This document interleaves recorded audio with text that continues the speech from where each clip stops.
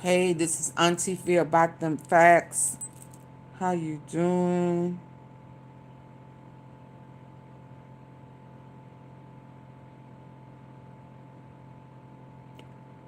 How you doing?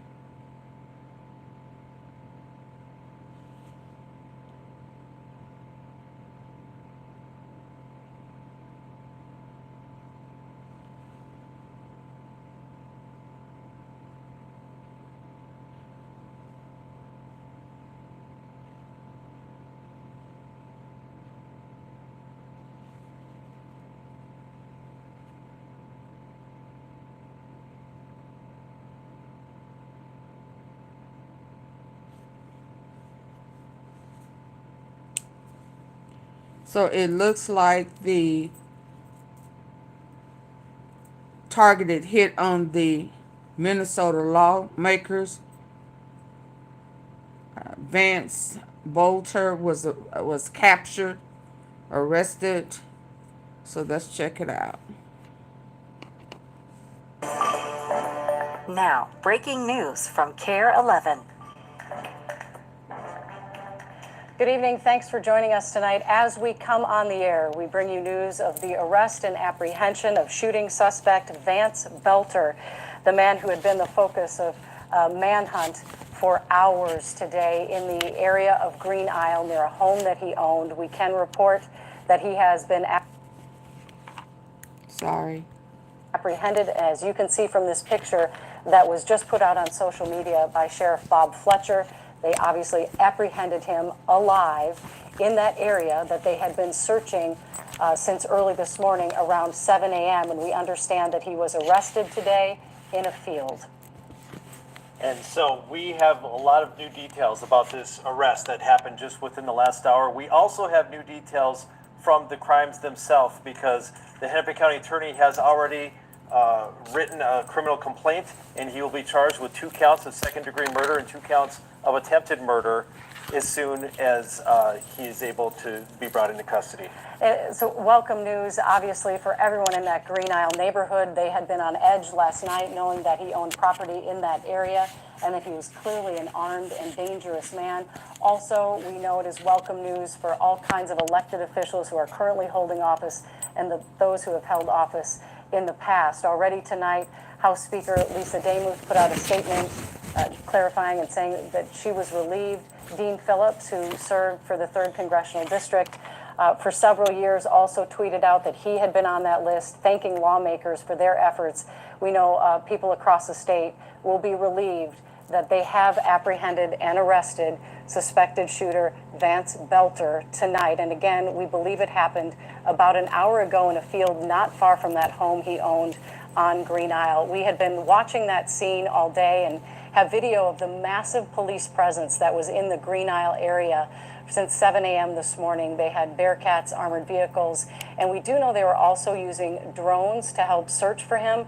And he was found in a field, as we showed you all the images of what a bucolic area this is and how many areas they had to search from outbuildings like this one. We know they also went door to door to all the property owners in that area and searched their homes as well.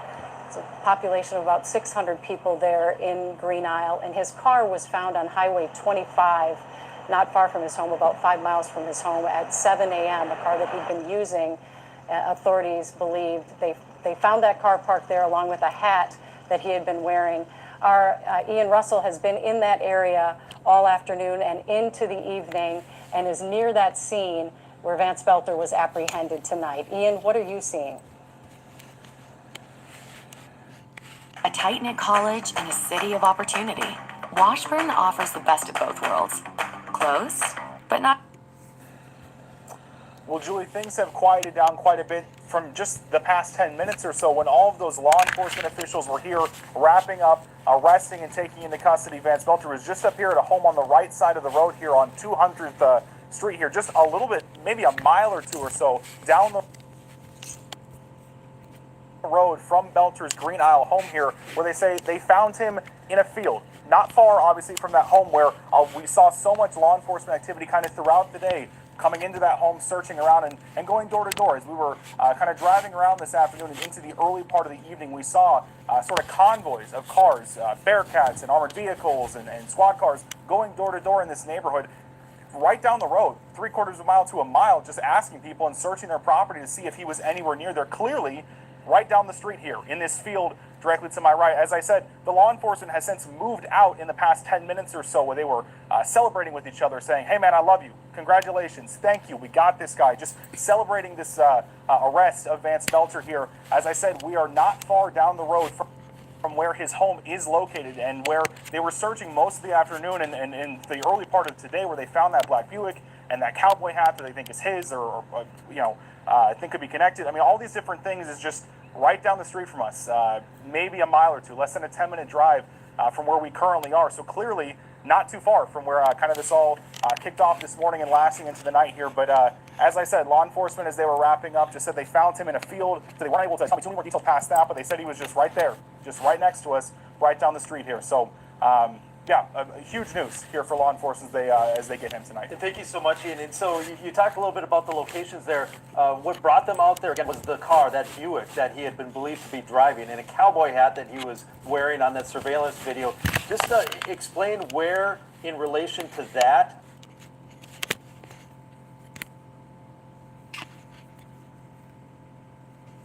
was he actually found, and how close is that to his actual house over there? And I mean, obviously we'll find out later if he had been hiding in that field all day, but just kind of paint a picture once again of the location of everything in that area there compared to where he was found. So direction-wise, if directly behind me is north, the way that I'm facing is south here, so this would be east and then west over my shoulder. This direction over here is that State Highway 25, 311, 301st, and 291, I think, were the roads that they were searching there earlier. I believe it was 301st was where they were actually looking at that Buick, where we saw law enforcement moving through fields, moving through groves of trees, looking at things and searching for any sort of evidence. I'd say it's less than 5 miles from where that Buick was found to where we currently are. We are south west of where that area was. This is where Boelter's Green Isle home is, just right down the road, maybe a mile and a half or so, and around a little bit of bend. We're on 200th right now, and it kind of runs into and intersects 341st. So we are not far at all from, one, his home, but two, where they have been searching most of the day. 5 miles, if that, from where they were searching earlier, a mile and a half from his Green Isle home here. I thought it was so interesting that you saw that reaction from law enforcement, that they were hugging each other. They're so relieved. A very long day for them, and a stressful day as well. This wasn't as if they were looking for a missing person. They were looking for someone they believed to be armed and dangerous and not afraid to open fire on police officers. Already we have messages pouring in on social media from lawmakers and others saying thank you to law enforcement, because they have been at it since all of this began transpiring, 2 a.m. the night before last, and especially today, just searching all those fields, searching the woods, searching the outbuildings.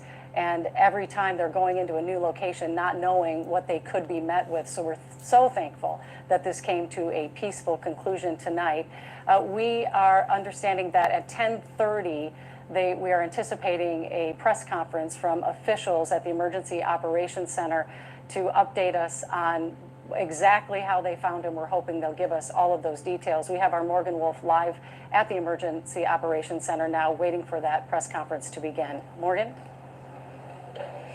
Yeah, Julie, I got back here just within the last 20 minutes or so, and things are moving right now. Hey, we stop have playing. a crew setting up cameras, and we are just waiting for them to give us the word on who exactly will be coming to speak to us. Earlier today, we did hear from the BCA Superintendent, Drew Evans, who gave us more details on what was happening today and spoke about the search that they had going on in Green Isles. And so we're hoping to learn more information on how they actually took him into custody and the steps that led them there to that position in the field. We have a lot of questions right now at this moment, and so we are here at the command center and we're ready to ask them. Back to you. All right, Morgan, thank you so much. We appreciate it.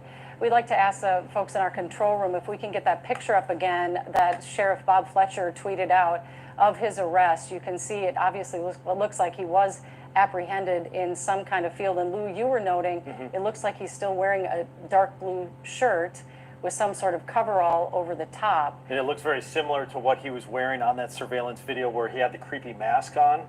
And it looks And a like flak vest over- it looks like he vest over just top. put this other coat on top of it. It's very similar to what he was wearing when he committed the crimes, allegedly. You had a chance to look over the criminal complaint, and there were some details there about the Brooklyn Park scene and what they found scattered around outside of that scene. Yeah, this criminal complaint gives new details actually all the way from the beginning where the 911 call at 2:05 a.m.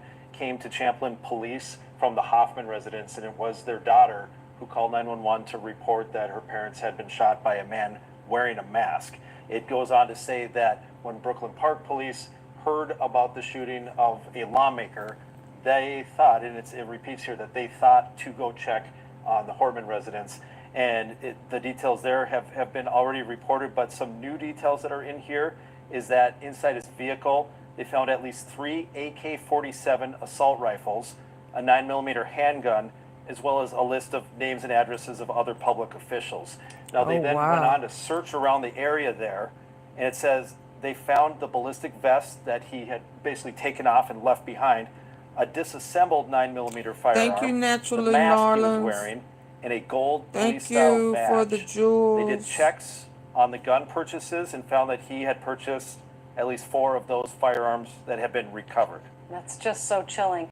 And I want to take a moment and pause and give great kudos to the Brooklyn Park Police for having the presence of mind to say, that was a lawmaker, let's check on the Hortman's house. Sadly, they couldn't save the Hortmans, but they met that gunman, Possibly prevented him from to the going next place. onto names on that list. We know there are about 70 names on that list of current and former lawmakers, and it's just an absolute miracle that they said, you know, we better go check on Representative Hortman in her home. And these charges are ready to go so that tomorrow he could be charged in Hennepin County with these murder charges. There would be a grand jury convened to upgrade them to first degree because first degree is premeditated murder, and no doubt the facts in here, but the way that it works procedurally is that the second degree is the first thing that they charge, then a grand jury upgrades it to first degree, and then we'll also look to see if there are federal charges that come as well. So, and at this point, we know there were lower level federal charges that the U.S. Attorney had been looking into, but those could be upgraded as well. Now that he's in custody, of course, all of this is going to start to play out through the courts. We're incredibly grateful that he's in custody tonight, and this had been a story I know that gripped not only people here in our state, but across the country as well. So kudos to our law enforcement officials. This is the statement that Representative House Speaker Lisa Demuth put out tonight on social media. I'm grateful that this nightmare has come to an end with a suspected murderer captured alive so he can be charged, prosecuted, and punished for the horror he has wrought on our state. Thank you to the brave men and women of local, state, and federal law enforcement who have worked around the clock to ensure that this evil man faces justice. And she is speaking for likely thousands tonight who feel that same way. There again is Vance Boelter, the 57-year-old man that has been the subject of a massive nationwide manhunt, really, for the last 2 days. We know that there was fear that he was trying to leave the Twin Cities area. In fact, one of the first press conferences the BCA held with Drew Evans, they said, we believe he's trying to leave the area, and they were concerned about that. So it's interesting that he decided to not only not leave the area, but to be so close to a property that authorities clearly knew that he owned, that farmstead that it looked like in Green Isle.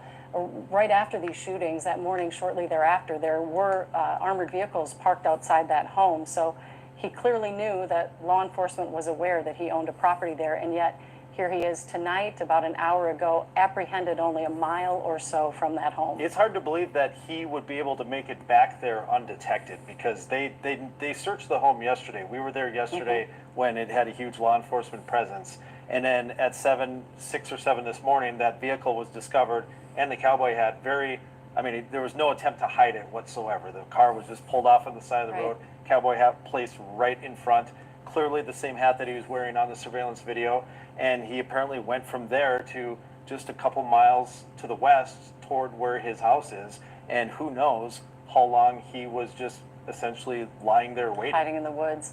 You know, we had talked earlier, and there is that Buick earlier today being towed away from the scene. We know it had Minnesota plates and that it was the subject of what they call a BOLO alert, to be on the lookout for. Please because law tap enforcement knew that that was a car your that he screen, could be get the driving. lights up, Lou, please. you did some investigative work and found that it was registered to a different person. It's not under his name, That's at least. correct. It's another person's name, Minnesota man, and we haven't named him because we don't know if he's connected in any way or why He had that that Vance car. Boelter was driving this other man's vehicle. But yeah, it was in another man's name, and throughout this whole thing, they weren't ruling out the possibility that Vance Boelter had help. And so this name went out in the Be on the Lookout alert in South Dakota as well. But apparently that vehicle never made it to South Dakota because it was found so close to home. A couple things we learned today as this investigation was ongoing. We also learned from a press conference with authorities that what has been described as a manifesto really wasn't what you might think of as a typical manifesto. When you hear that word, you think someone has written pages and pages out on a particular political ideology that they feel very strongly about. He said it was more, Drew Evans, the head of the BCA, said it was more like a notebook that had all these names listed of current and former politicians, and also some Planned Parenthood locations, and thoughts in there that led them to believe he had very strong opinions on the issue of abortion. We did speak with a roommate in his home in North Minneapolis, which is a place where he rented a room because he did some odd jobs around the Minneapolis area and would crash there a couple times a week. And his roommate said that he didn't talk a lot about politics, that he had no idea that Vance Boelter, a man he'd known since 4th grade, was capable of this kind of violence, if in fact he is the shooter, as police believe that he is. So he was shocked. But again, that manifesto that we've heard so much about did not appear to be some long, written out ideology on any particular political topic. One thing that the criminal complaint does add, that he did have addresses for other elected officials, and so it's you know, with these 70 names, at least other addresses as well of politicians, and you know, that would be the assumption, is that he planned on making more stops after that one. Can you speak at all to the federal charges that might be forthcoming and the penalties involved? Well, so I was in Tucson, Arizona when Congresswoman Gabrielle Giffords was shot, and because she was a congresswoman, a federal politician, they were able to charge a special murder charge in federal law for that. That doesn't exactly exist just because the victims in this case were state lawmakers. However, remember the Luigi Mangione case that recently involved the murder of Brian Thompson? They charged a terrorism charge, and they were able to say, because the murder itself was meant to strike fear in others, and so if they want Certainly to use seems it something would like apply that, here. they could apply something like that, and they could seek the death penalty if they choose to do that. All right, so all those charges, of course, will be forthcoming, as will a press conference here from officials at about 10:15 tonight. We want to let you know as well, we have 2 active situations that are still ongoing in communities here in the metro. We have a couple different neighborhoods that are under shelter-in-place orders. One of them is in Egan, and one of them is in Maple Grove. And of course, because this was an ongoing situation, there was a manhunt going on for Vance Boelter. People in those communities were wondering if those were related. We can tell you that authorities told us the one in Egan, which has been going on for quite a while, is not related at all to this investigation, and we believe the shelter... I heard back from Maple Grove, and that's not related. And that's not either. It's Yeah. a shooting or a shooter. Well, it's just that it's not related to this case of Okay. they confirmed. So it's an unrelated, nonetheless, I'm sure, a frightening situation for people in those neighborhoods, but not related to their search for the suspect, who, again, they found in a field near his home in Green Isle, Minnesota, which is about 45 minutes southwest of the Twin Cities. But a lot going on, an active night for law enforcement, even outside of this case that they've been working on so diligently. But we know lawmakers tonight breathing a sigh of relief that this man is apprehended. But of course, his actions just really highlight how vitriolic everything has become in our society around politics. And there will be a lot of discussions going on about security for our lawmakers. We know that Minority Leader Chuck Schumer has been calling for more security for people at the federal level, for our Congress members there, and that they did increase security at the U.S. Capitol as well in light of this shooting.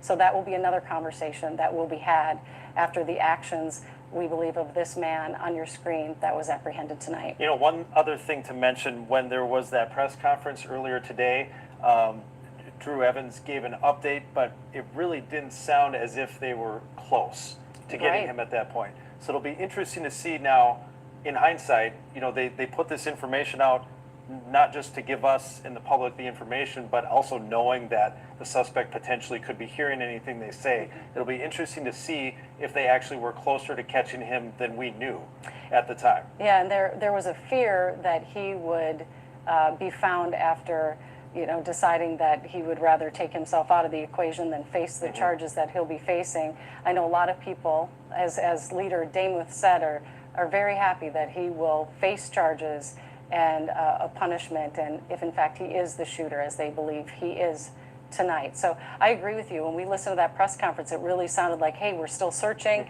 but it will be interesting to say, what was it that outside of that car and that hat that were keeping him in that area? We know they had the assistance of so many different law enforcement agencies, including federal agencies, to help them find him. There were departments on scene from Egan to the ATF, FBI. This was really a joint effort by, you know, it appeared to be hundreds of law enforcement personnel to capture him tonight. You know, right toward the end of our earlier broadcasts, our reporters at the scene were seeing them converge closer to that area, and they were seeing them putting more drones up in the air as part of the search. And we've talked about the various kind of technology that they have now, just traditional drones that they can take video and get closer without, you know, getting themselves, they can get a bird's eye view, and as well as thermal imaging, where they can see warm spots where there are people or animals to help them narrow in on searches like this. Those are often used in search and rescue efforts, and in something like this, it's the same thing for looking for a suspect. You said that you had experience with Congresswoman Gifford's attempt, or her shooting, and that case also, there were all kinds of narratives that grew up around it before people had actual information. One big message that was being sent by the BCA during their press conference was, please do not buy into all the conspiracy theories. Please do not share misinformation on this case, because everyone wants to have the answers right now, and we really don't have any.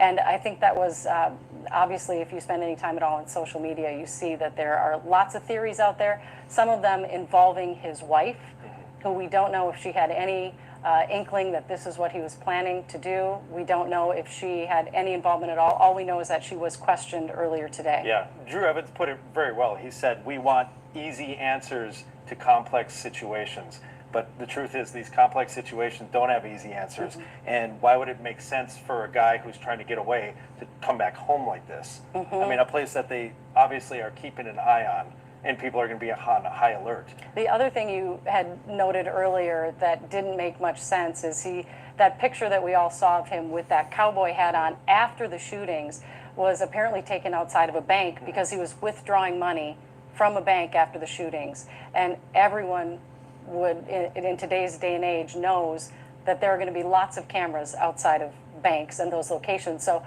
maybe indicating. Choosing internet shouldn't be confusing. It should be based on how you live. Whether you're a casual streamer, a tech-forward super user, or a smart do-it-all-from-home.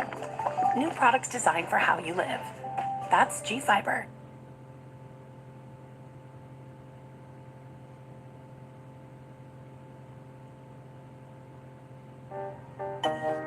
Connectivity through Spectrum is vital, provides us with reliability, lightning speeds, Hold on. and allows us to do what we need to do in our life.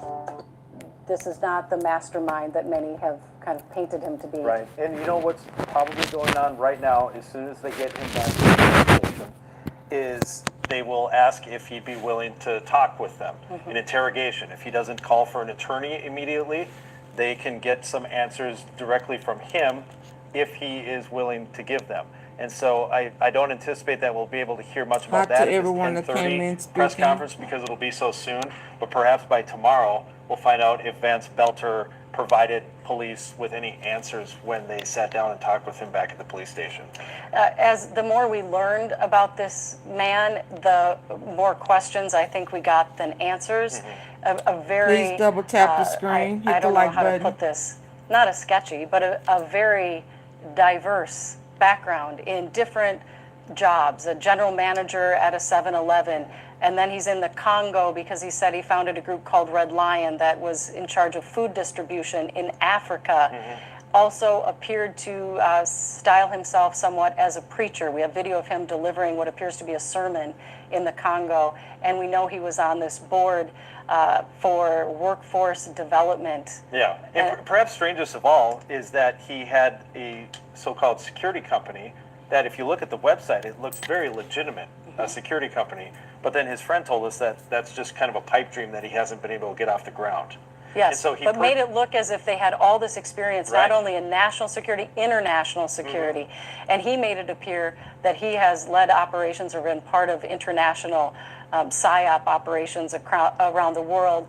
It is worth noting that there is a lot of skepticism around many of the claims that he made in his various bios that we've been able to find online. Yeah, and then we did clarify some more information tonight about the board that he was appointed to by Governor Dayton and Governor Walz. We learned that it is a nonpartisan board, meaning a person's politics do not come into play at all on whether they're appointed to it. And like we mentioned before, it's not a cabinet position where they offer advice to the governor. Or even have conversations with the governor Right, directly. and have any role in making laws or anything like that. And we also confirmed that Governor Walz did not know him. Yes, his office has said he did not know who this person was. And it's worth noting that there are hundreds of people that serve on these types of boards, and the board that we're talking about, as Lou said, had about 60 members. Senator John Hoffman was one of them, and we do want to take a moment to let you know that today both Senator John Hoffman and his wife Yvette, who we understand were shot, one 8 times, the other 9 times by this, we believe, this suspect.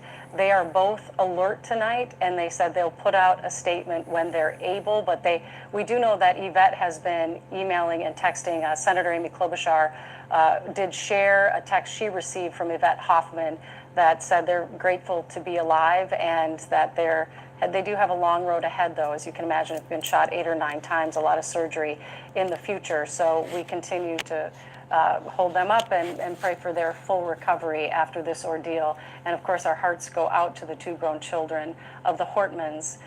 Just a horrific events for that family. Let's head back out to Ian. Ian Russell, our reporter, who has been out on the scene all afternoon and watching all the different developments and movements from law enforcement. We've seen them kind of gather around an area, seem to search, move those cars. You've been with them the whole way, Ian. And to be able to see them giving each other hugs and congratulating each other had to feel pretty good from your perspective as well, I imagine.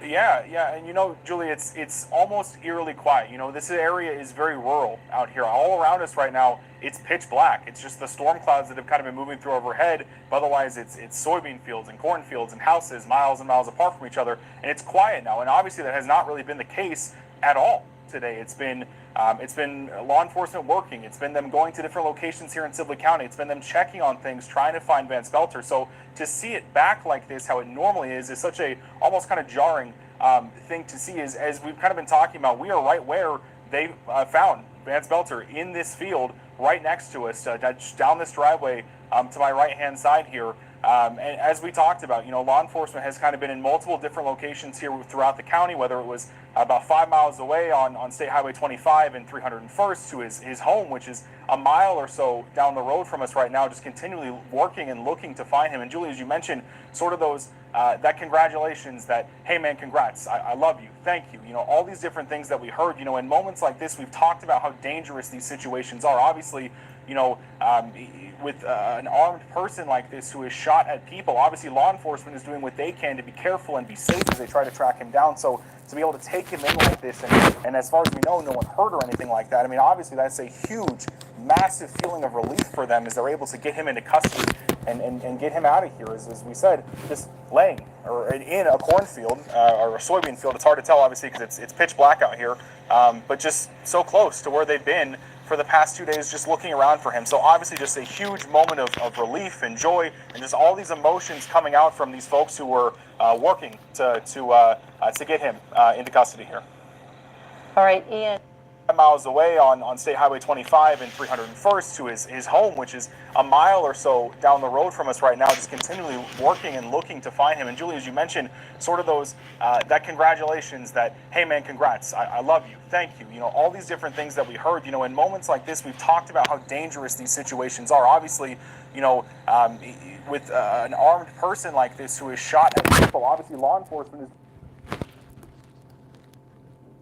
doing what they can to be careful and be safe as they try to track him down. So to be able to take him in like this, and as far as we know, no one hurt or anything like that, I mean, obviously that's a huge, massive feeling of relief for them as they're able to get him into custody and get him out of here, as we said, just laying or in a cornfield or a soybean field. It's hard to tell, obviously, because it's pitch black out here, but just so close to where they've been for the past 2 days, just looking around for him. So obviously just a huge moment of relief and joy and just all these emotions coming out from these folks who were working to get him into custody here. All right, Ian, thanks so much. We can leave some of those pictures up and read to you the social media posts from Ramsey County Sheriff Bob Fletcher when he put up the picture that we've been showing you of this suspect apprehended. He said, "It's the face of evil. After relentless and determined police work, the killer is now in custody thanks to the dedication of multiple agencies working together along with support from the community. Justice is one step closer." And once he was apprehended, I know you got your hands on the criminal complaint, Lou. One thing we'd been talking about was the fact that Hope Hoffman, whose mother Yvette had covered her to protect her from the bullets, obviously was a witness here that could have provided details to police. Did we learn anything about that in the criminal complaint? Yeah, so she is the one who made the initial 911 call and reported that a man with a mask had shot her parents. They took the video surveillance. We've shown the video surveillance of him with the creepy mask on. That was from the Hoffman home, we now know. Oh, wow. And on that footage, they have video of him with the mask on, knocking on the door and announcing himself as a police officer. So that is how he was able to gain entry to the house, and that's where he shot the Hoffmans there. The video surveillance then showed him flee the residence, get into his, what they call it, police style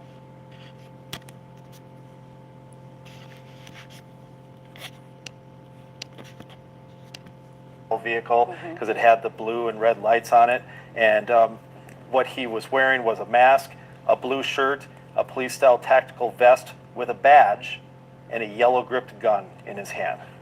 Just horrifying. And we still don't know why there was such a major time lapse between Champlin and the Brooklyn Park residents. It was about an hour and a half before Brooklyn Park police caught him in the act there, essentially. I guess we don't know what time he actually arrived at Brooklyn Park, so we don't know, you know, it would only take 10 minutes to get there driving, so we don't know why there was that lapse right now in that period of time. But we do know when he ran from that house, he clearly stripped off some things, the vest, the badge, disassembled gun. Yeah, disassembled a gun. And beyond that, he still had 3 AK-47 assault rifles in his vehicle, as well as another 9mm handgun. And so with the disassembled gun, the AK-47s he left behind, and the 9mm he left behind, perhaps he wasn't even armed anymore when police took him into custody, which, you know, thankfully, again, him getting caught the way that he did in the act maybe prevented him from being armed moving forward.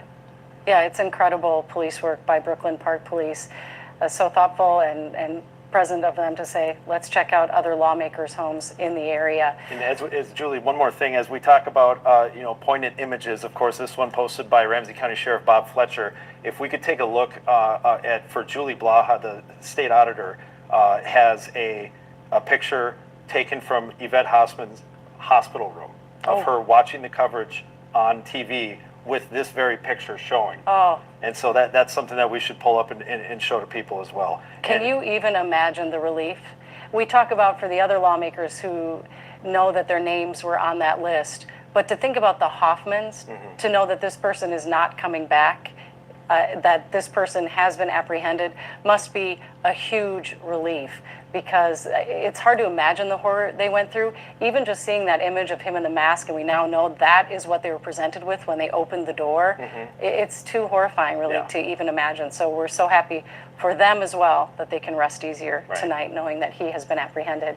We were told there would be a press conference with law enforcement agencies coming up at 10:30. We're a little bit past 10:30 now, but we are waiting for them to come to the podium and give us details on how they apprehended Vance Boelter this evening. That would have been about an hour and a half ago, we believe. Our Morgan Wolf is there live. Morgan, you see just reporters right now or photographers walking past you. Any sign yet of the officials or any idea which officials are going to speak? You know, Julie, we actually just got that update about 10 minutes ago that they are running behind, and so we are just patiently standing by here. And actually, if we could show you the room right now of the amount of reporters and photographers that have joined in here. We have people from network news. We have our local friends here, our counterparts over at different stations in Minneapolis. And so everyone is standing by here waiting to hear updates from investigators. We are anticipating that we can hear from BCA Superintendent Drew Evans. He has been our point person basically throughout this investigation, giving us those significant updates here at the command center. We do not have any other official word of who else could be here at this point, so we do not want to speculate. But Drew Evans has been very communicative to us and has actually been very transparent. And usually the BCA can be a little tighter-lipped on their investigations, but with the threat to the public that Vance Boelter had, there was, of course, the urgency to share as much information that they could without jeopardizing their investigation. So we're, like I said, standing by here. We just heard that they're running a little behind on that presser, but we'll be sure to let you know as soon as it starts. All right, Morgan, we appreciate it. We know you're standing by. Thanks so much. Give us a heads up when they arrive, and we'll be sure to go live right away to that press conference. You know, it seems like it was longer ago than just 2 days ago that all of this began to unfold. And we first saw those images of that house in North Minneapolis where the alleged shooter would sometimes go for a couple nights a week. And so that's another neighborhood that has to be resting a little easier tonight if in fact this was the shooter they believe that he is. And concerning the Green Isle neighbors, Joe, our reporter who was down there all day today, told us, you know, how scared they were last night knowing that that's where he was from. For him to have returned this morning, I couldn't imagine what it would be like for them to sleep tonight knowing that he came back if he had not been caught. Right. We're grateful that they will be able to have a better night's sleep.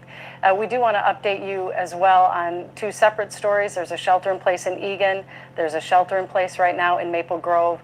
Neither of those scenes is related to the manhunt for Vance Boelter. They're not giving out, we have reached out to both police departments, and they're not giving out many details at all right now. We have a reporter on the scene in Maple Grove, and we'll let you know if we hear anything. But so far, from our understanding, those are still in effect, not related to this investigation, but nonetheless, obviously, concerning situations for folks that live in Maple Grove and Egan. But we are watching those situations, and we will let you know if we get an update. Joe McCoy just texted, still an active scene, but some law enforcement have left the area where he is in Maple Grove. So not really any updates there tonight. You know, it'll be very interesting to find out how this apprehension took place, because one detail that Ian provided us is that they knew where he was for at least an hour before they made the arrest. They just had to get all their ducks in a row for safety reasons, without letting him know that they were onto him before they finally took him in. Every detail in this case has been jaw-dropping or fascinating, and it's hard to imagine how they felt knowing that they had likely found him, and then, you know, they had to be patient and they had to make sure they were doing this the right way so no law enforcement officers, and also that he could be brought into custody safely. Another key question now that he's brought into custody will be if he had any help. Yes. Because as we reported, his wife was stopped, detained for a short period of time, potentially items with her taken from the vehicle where she was up north in Onamia with other family members. And there was a question about text messages that he had sent her, whether that indicated that she knew what he was planning or had information after he had done what he had done. Yeah. So that's all part of what's coming in the mix here, and hopefully we can get some answers to those questions. I did reach out to his wife, Jenny, to ask for comment after his arrest here. I've not heard back yet. Well, and we do know that whatever questioning or searching they did of her car, Drew Evans from the BCA did confirm that she was not in custody. So they... Meaning she wasn't arrested. Correct. Yes. So they had questioned her and... And, you know, they definitely downplayed, you know, they said, you know, of course we're always going to talk to family members. But again, you know, there's always that element of police downplaying because they know who's listening when they say things like that at a press conference before somebody's arrested. Yes, and as they search those farm fields and those outbuildings today, we know that many of you here in the Twin Cities were watching as massive convoys of law enforcement vehicles were heading southwest to that area in Sibley County to participate in that search. So I believe Drew Evans had said at the press conference there were more than 100 or hundreds of law enforcement officers down there participating in that search as well. So we are again waiting on that press conference to begin so we get some official word and details on the actions of law enforcement tonight, and we're so grateful that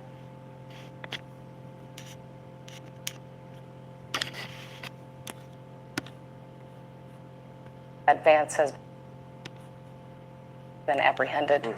So there is another detail in the criminal complaint that I overlooked before now, and you know, assuming that everything is up to speed here with the way it played out, but it makes it sound as if when the Brooklyn Park officer arrived, the shooting was just taking place, because it says in the complaint that the officer witnessed him shoot into the home through the open door.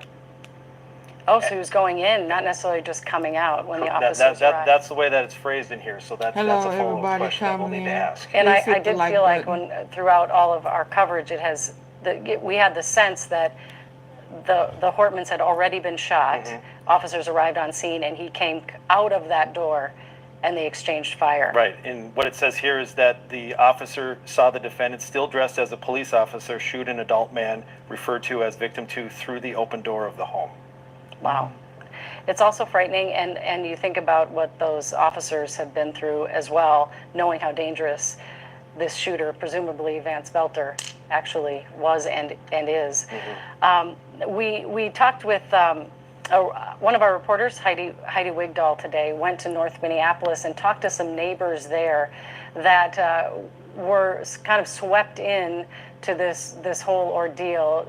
Heidi's standing by in the studio today. If we can bring up a shot from her and just talk to her about what she learned today that those neighbors lived through in North Minneapolis. We know that the law enforcement brought in a vehicle with a battering ram to get the front door open to the home where Vance Boelter would occasionally stay during the week when he was working odd jobs. And Heidi, you talked to a neighbor that was really brought in, unbeknownst to her, to this entire investigation. Can you explain to us what she saw and heard and lived through?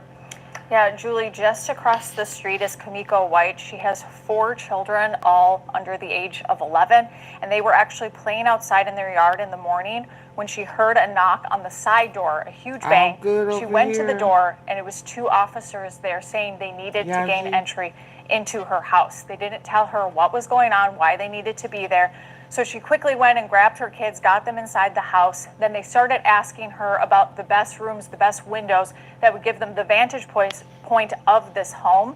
So they ended up in Kamiko's, in her room upstairs. 2 officers were in that, and she streamed the whole thing on Facebook Live. A lot of those images can be found on her Facebook. She said these 2 officers went into her home and laid out just a ton of guns and pointed a gun at this home. And in total, they were in her home for about 5 hours. They told her to get the kids into a room away from those windows facing the front. So they basically had to stay in one room, those 4 kids. Discover your new Acura right now at J-Wolf Acura. Come lease a 2025 Acura Integra for $358 per month for 48 months. Now during Summer of Performance event. Her kids obviously were very terrified about the situation, not knowing what was going on. And she said also at this time, they actually didn't know there were undercover officers in the neighborhood, but it wasn't this presence that you're seeing right now in this video. And so she had a moment where she knew that there was this suspect out here, Vance Boelter, who was impersonating an officer. And so she had a moment where at first she felt scared. Were these actually officers? She actually called her mom and her stepdad and asked them if they could call 911 and verify this. And so her stepdad did call 911 and was able to verify that indeed this was legitimate. And then as you saw with that video, she looked outside her window and sure enough, MPD SWAT teams were there calling for Vance Boelter to come outside of the house, saying that they had a search warrant and that he should step outside of the house and be arrested. And again, she captured all of this on camera. Then they basically said thank you and left her house. Her children were so upset and terrified they didn't want to stay in the house. They all slept in the living room together last night. And she said they were so terrified that the 3 oldest kids actually didn't stay in the house all day today. So I know obviously she is very relieved to hear that he has been caught. Yeah, so many people that were kind of on the periphery of this that had experiences that will stay with them for a very long time because it was such a scary scene. And there were so many unknowns as this was all unfolding over the last 2 days. It's kind of hard to imagine having a SWAT team hold up in your house, especially after we'd repeatedly been saying this person is imitating an officer. So we appreciate your reporting tonight, Heidi, and glad that everybody in that house is safe tonight. Yeah. All right, thank you so much, Heidi. We are, again, standing by. We're waiting for this press conference from law enforcement. We do understand now, it has been confirmed that the governor will also be in attendance at the Emergency Operations Center to give an update on the apprehension of this individual. The last time we heard from the governor was the morning, Saturday morning, that first press conference when he spoke about his relationship with Speaker Emeritus Melissa Hortman, saying that, you know, what an incredible individual she was and also a close personal friend. He was incredibly and understandably emotional in that press conference. So we will once again be hearing from him tonight as law enforcement gives us details on how they apprehended the suspect.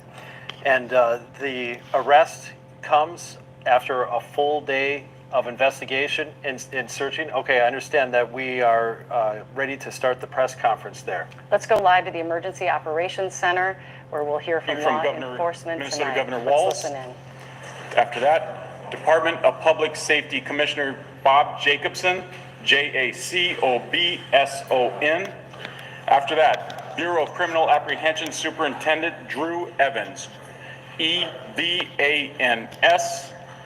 After that, you'll be hearing from Brooklyn Park Police Department Chief Mark Bruley, Mark Bruley, and then State Patrol Colonel Geiger, Geiger.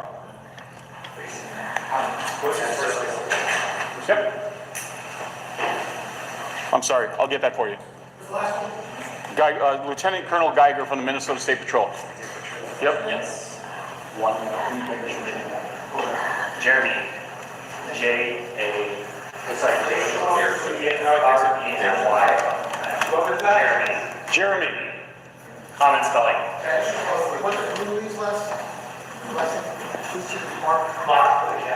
Yes, Bruley. Please double tap your screen. Hit the likes up, please. G-E-R, his last name, Geiger, correct. Correct.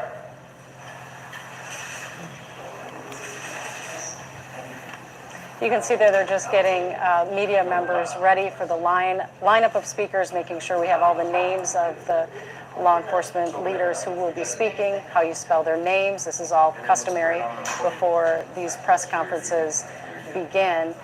And it sounds like there will be a long list of people speaking tonight, from law enforcement, from chiefs of police to our governor, I'm sure the BCA,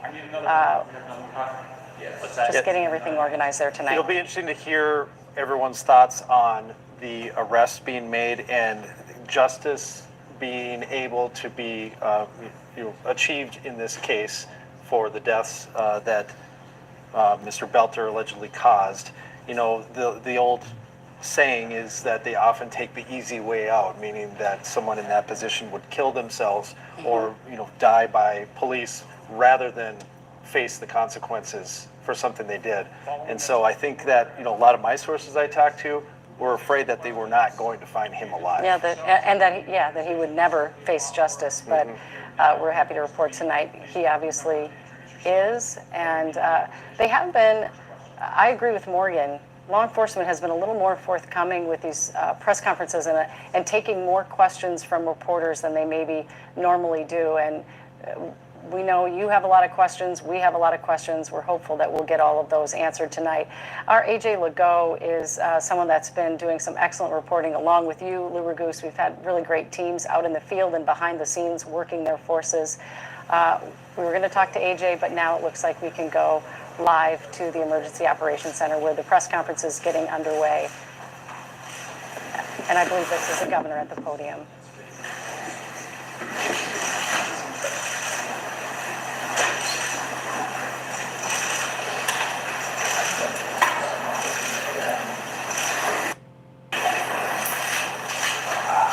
Good evening.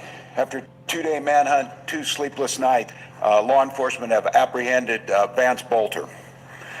That's 48 hours that law enforcement involved in a complex and dangerous manhunt. Spent Father's Day away from their families to deliver justice for Melissa and Mark Hortman and their children who spent this Father's Day alone. To the law enforcement who stand here and the hundreds who were involved in this, the state of Minnesota owes you a deep debt of gratitude. I don't know, Thank you. Tedrick. You ran towards the danger and you served the state of Minnesota. This is a great example of coordination and collaboration. Did you hit the like button? Multiple agencies, federal, state, and local, coordinating together in a way to protect the public and close this hunt around. Multiple agencies were there as FBI laid hands on it and Minnesota State Patrol put the handcuffs on. One man's unthinkable actions have altered the state of Minnesota. Melissa Hortman was the core of who our values were. She had a hand in so many things that happened. The building that we stand in, she helped usher through so that we could respond from the State Emergency Operations Center with the professionalism and giving the tools necessary to law enforcement to do their job. To Melissa and Mark's family, I cannot fathom your pain and the grief that you're going through. We'll take solace in the memory and the work that Melissa did, and you can rest assured that we will put every ounce of effort that the state of Minnesota has to make sure that justice is served and the individual responsible for this serves the time for the unspeakable act. State grieves with you. If your neck looks like this, you need to watch this video. When you sit at your desk or use your phone, your head protrudes forward. And for every inch your head protrudes forward, an additional 10 pounds of force is added. The latest news is Senator Hoffman came out of final surgery and is moving towards recovery. A vet is healing. And I think when the story comes out, and I'd like to say on behalf of the state of Minnesota, the heroic actions by the Hoffman family and their daughter Hope saved countless lives, and we are grateful. Bureau of Criminal Apprehension will continue to investigate. We will keep you informed. We'll spare no expense and no work to make sure that that happens. A moment in this country where we watch violence erupt. This cannot be the norm. It cannot be the way that we deal with our political differences. Now's the time for us to please recommit get the likes up. I'm going to to the have core to shut it values of this down. country. And each and every one of us can do it. Talk to a neighbor rather than arguing. Debate an Double issue. tap your screen. Shake hands. Or hit the Find common thumbs up ground. on your This is who Melissa Hortman was. In the first computer. negotiating session that I had a chance to work with her, she got all the partners in the room, and she provided each and every one of us a copy of a book called Getting to Yes. And the whole premise was debating with a sense of goodwill, a sense of trying to come to compromises that serve everyone. And because of her, we did that.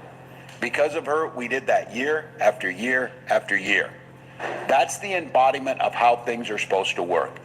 It's not about hatred. It's not about mean tweets. It's not about demeaning someone. It's leading with grace and compassion and vision and compromise and decency. That was taken from us in Minnesota with the murder of Speaker Hortman. So for each and every one of us to truly honor, and we will continue to honor that spirit, but we will need to do it in just more than actions in a memorial.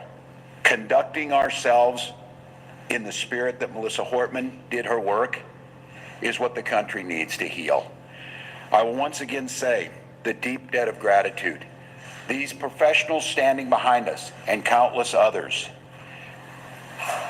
this was, you'll hear from them, incredibly complex.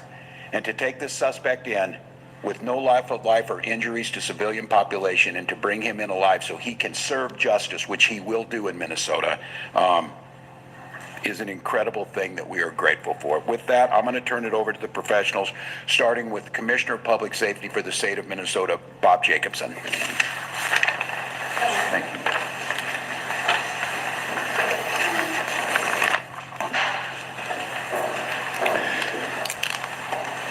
Good evening.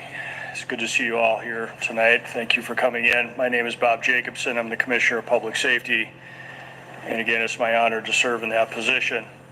First of all, I want to thank all of the law enforcement agencies that have been working tirelessly over the past 2 years since the shooting at Senator Hoffman's home. The coordination between state, local, and federal law enforcement partners is the reason we are here tonight, and the suspect is in custody. Boelter exploited the trust our uniforms are meant to represent. That betrayal is deeply disturbing to those of us who wear the badge with honor and responsibility. We want to thank community members across the state for their support, for their tips, and their information. And I want to thank Governor Walz for his continued support through this very difficult time. With that, I will pass this off to Superintendent Drew Evans of the BCA. Thank you. Well, good evening, everyone. My name is Drew Evans. I'm Superintendent of the Minnesota Bureau of Criminal Apprehension. As was noted and was previously described, Vance Boelter was taken into custody in Sibley County. We were with you earlier today when we provided information about the manhunt and the myriad of law enforcement that have come together working in partnership so that this evil cannot be continued. The first step in a case like this is that we take him into custody, and then the work will continue and begin to make sure that we have all the evidence we need to ensure that he is held accountable for his crimes. Please bear with me, but I think it's important because it has been noted by the governor, just to give you some background on the teams that were down there, and I may even be missing some in terms of this because there were law enforcement partners, not just from the Twin Cities, but across the state of Minnesota that came together.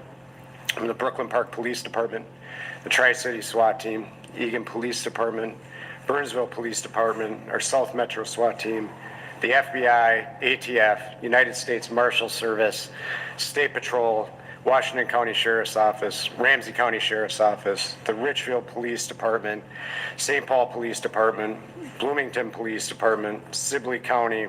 We had Riverview Medics, Green Isle Fire Department, and LifeLink in the area, in addition to Prior Lake, Corridor SWAT, and the Hennepin County Sheriff's Office. And again, I may have been missing, and I apologize to my partners for that we do that. I share all of that for you because that's the commitment when this sort of evil is in one of our communities, that law enforcement comes together to put all of their resources together to make sure that that person is taken into custody. That is so that people across the state of Minnesota and legislators that were targeted in these attacks and that may have been listed can breathe a sigh of relief as quickly as possible as we came together in an incredibly complex set of circumstances in that. He was arrested, as you saw earlier this evening, in the area of 35600 block of 200th Street, Green Isle. What happened in that is, as we noted, there was a manhunt going throughout the day in that area that we've discussed previously, and there was information provided that he was seen in the area. When that information was provided to the investigators that were conducting the ground search, they converged on the area with a number of SWAT teams with the assistance of the Air Wing from Minnesota State Patrol. And we'll provide a few more details about the end of coming into custody in a little bit, but he was taken into custody at that time. He is in custody, and a reminder for anybody that was not, when we've previously said that, taken into custody under a state criminal warrant. That information will be made public, if it is not already, detailing the complaint that he is charged in the cases at this time with the murders of Speaker Hortman and her husband, Mark Hortman, also with the shootings in John Hoffman and Yvette Hoffman for those crimes, and will be moving forward. We are also in close contact with our federal partners, both the FBI, United States Attorney's Office, who are examining whether or not additional charges should be brought at the federal level related to this at this time. There's a lot of investigation that continues, and I'm going to turn it over to Chief Bruley to provide some comments on this and the work. I just want to tell, certainly for the communities of Champlin, City of Brooklyn Park, you both have incredibly professional police departments that work day in, day out and tirelessly in this situation to bring justice and work towards that, not only for the families and the loved ones and the community that are impacted, but for the entire state of Minnesota. And our teams are incredibly proud to work alongside them and all the law enforcement partners. And so with that, I will turn it over to Chief Bruley for some comments on this, and the work will continue in partnership with them and others moving forward. Chief. They had a list of 70 people's Good evening. names. I'm Police Chief Mark Bruley, Brooklyn Park Police Department. Just a few comments. One, I'm very proud to tell you that we took a suspect into custody who is responsible for this. That was within 43 hours of the incident. There's no question that this is the largest manhunt in the state's history. Just down at the scene where he was taken into custody, there was 20 different SWAT teams over an extremely large area hunting this individual down to take him into custody.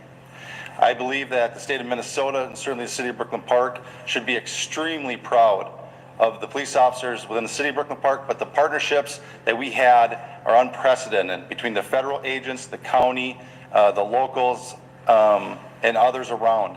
It is absolutely an incredible task what went on. Essentially, the Brooklyn Park Police Department was turned over into an operations center, and that's all that hundreds of detectives worked on tirelessly for 43 hours. So while this has come to some conclusion where we've made an arrest, there is a ton of work that needs to be done.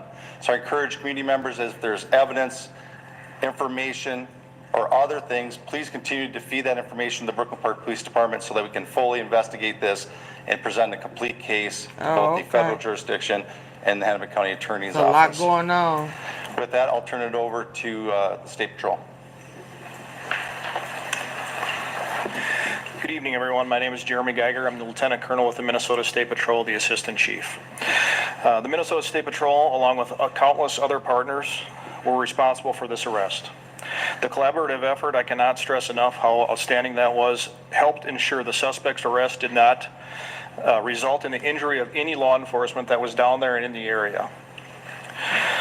We had special response teams on the scene near 200 streets in Sibley County. Several partner law enforcement SWAT teams positioned to form a perimeter at that point in time. The State Patrol also provided the air support that was talked about earlier today. The suspect crawled to law enforcement teams and was placed under arrest at that point in time.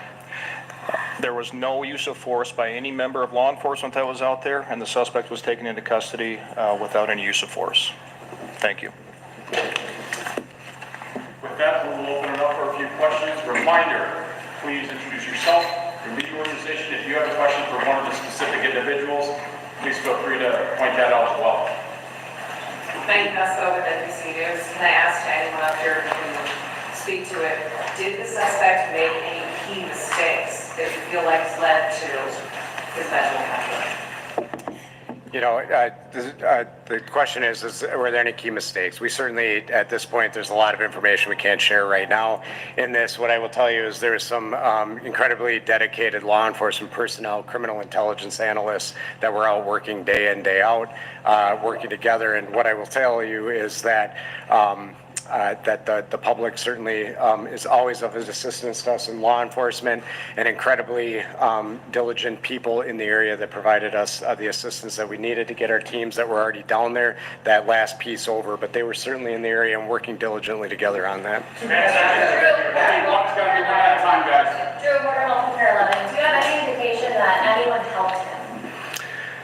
The question is any indication anybody helped him? We continue to look into that. I don't have anything beyond what we shared earlier today. This investigation, as Chief Bruley noted, will be continuing to expand at this point in time to make sure that we continue to look at all angles of this. And everybody did help him. We will certainly hold them accountable for doing that in this process. Drew, Adrian Bryce from NBC News. Can you tell us how the Hoffmans helped save lives, and what did the suspect say when he was taken into custody? The question was how the Hoffmans helped save lives, and what did he, I don't have the specific, and then what did he say when he was taken into custody? I don't have the specifics on what he said when he was taken into custody. You know, we're incredibly grateful that the Hoffmans are still here with us at this point in time, and that they will be hopefully on a continued path to recovery, and that they will provide us the information. We've been able to talk to them today, and they will be providing key information to us as part of this investigation moving forward. Sir, can I ask you, from CBS News, did the suspect have a phone with him when he was caught? Was he tracked in any way, or was he just tips? At the end, the question was, did he have a phone with him? I don't have the specifics on everything that was with him when he was arrested at this time. I will say he was armed, and that he came when he was taken into custody, but we'll be sifting through all of that information from there. What's that? I can't on the weapons at this time, so Paul. Just kind of elaborating on sort of a Hoffman question. To me, the encounter at that Speaker Portman's house, where I believe the Portland Park police, there's a gunfire there. The fact that you then have to abandon that vehicle with several weapons, you have to be unsealed. Criminal complaint. How significant was that in preventing any further tragedy with him on the ground in Sibley County? The question is, again, expanding on the Hoffmans and providing addition. What I'll tell you, Chief Bruley mentioned this yesterday, and his police officers going to check proactively on Speaker Hortman's home at that time. If that had not happened, I have every confidence that this would have continued throughout the day. By his officers encountering him at that, it was forced to abandon the vehicle that he had at that time and lead to what we got to today. So by that incident occurring and the law enforcement communication that was occurring, it allowed the proactive approach that was able to get to the point where they were able to now eventually take him into custody today.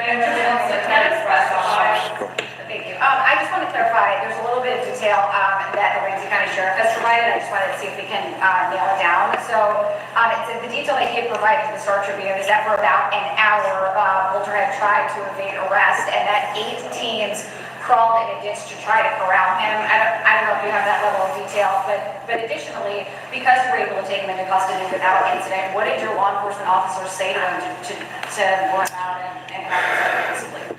So the question is about the teams and then what was done to get him into custody. So we don't get into operational details for the safety of our law enforcement going forward in terms of what it is.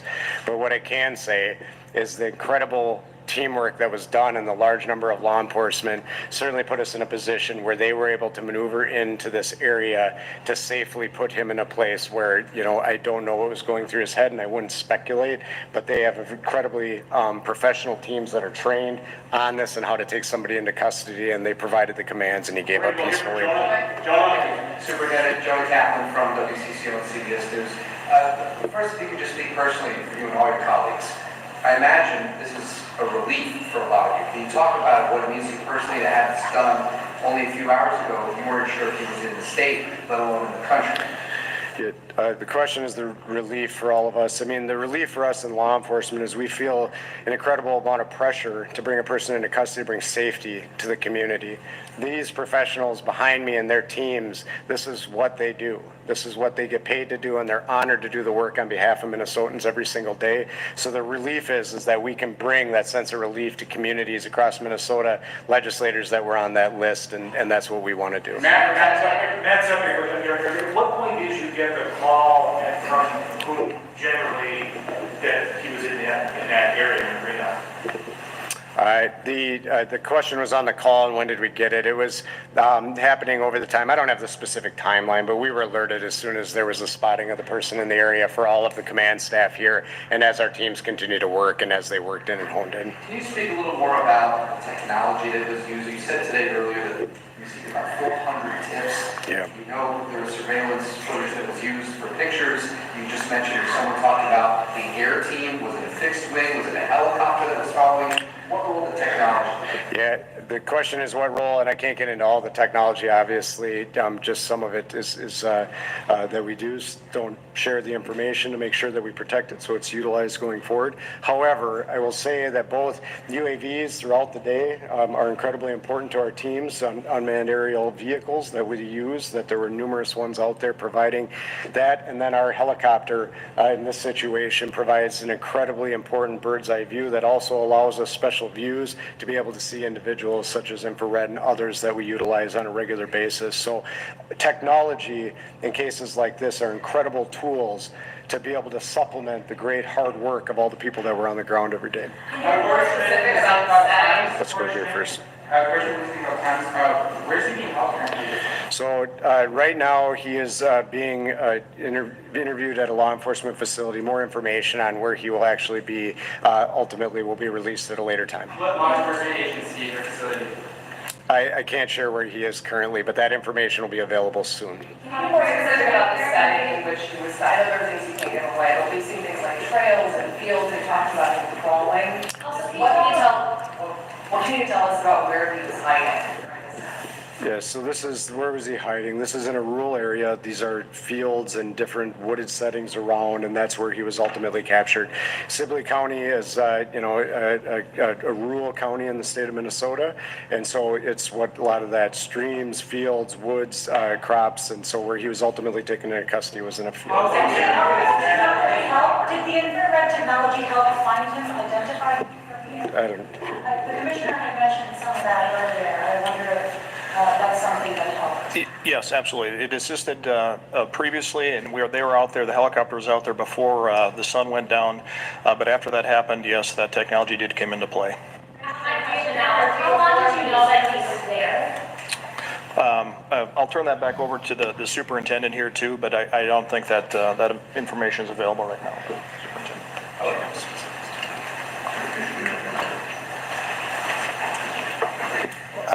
Mark Bruley, Police Chief, Brooklyn Park. The question is how long did we know that he was there? A vehicle that we believe that he was in was spotted.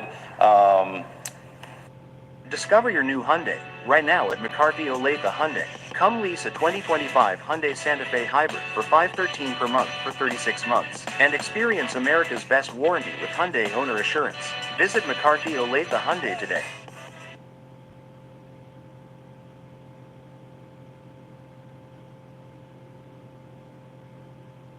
What if your dog was 3% of its actual size? Weird question, we know. But did you know that kibble that says with beef on the bag only needs to contain 3% of actual beef? At the Farmer's Dog, our recipes only use human-grade meat, veggies, and the added vitamins and minerals dogs need for a complete and balanced diet.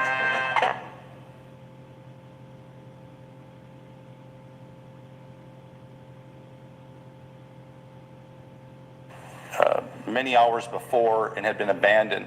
An alert police officer believed that he may have seen the individual running into the woods, and that started a large-scale perimeter that we set up, or down in Sibley County set up, and we started to deploy resources, including the Brooklyn Park SWAT team, and along with many other SWAT teams, to contain an extremely large area, knowing that this is a very dangerous individual.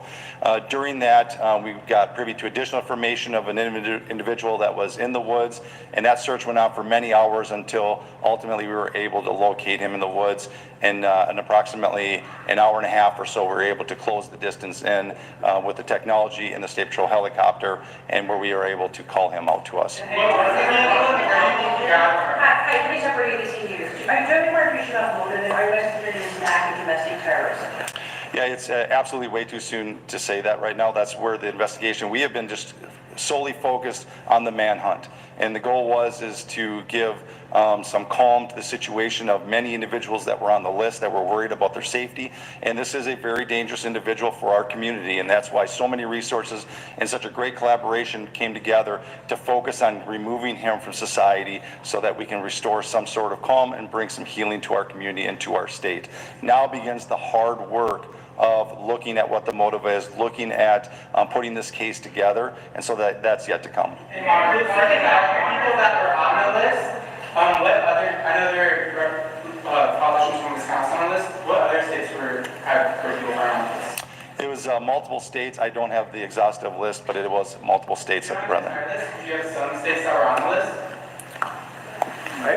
We can, there's a few, I don't want to say it because it won't be exhaustive, but Wisconsin, Illinois, Michigan, some others that were on there. There was a variety, Nebraska, Iowa, we've had contact. What I will tell you, and I will not get into any more specifics beyond that, we are in coordination with our federal partners and our fusion centers in those states to coordinate with local law enforcement and the FBI in those states and the state fusion centers that are there to be able to provide that information and notify those individuals that they were on that list. Are you concerned that there's other people out there that could have been working with them?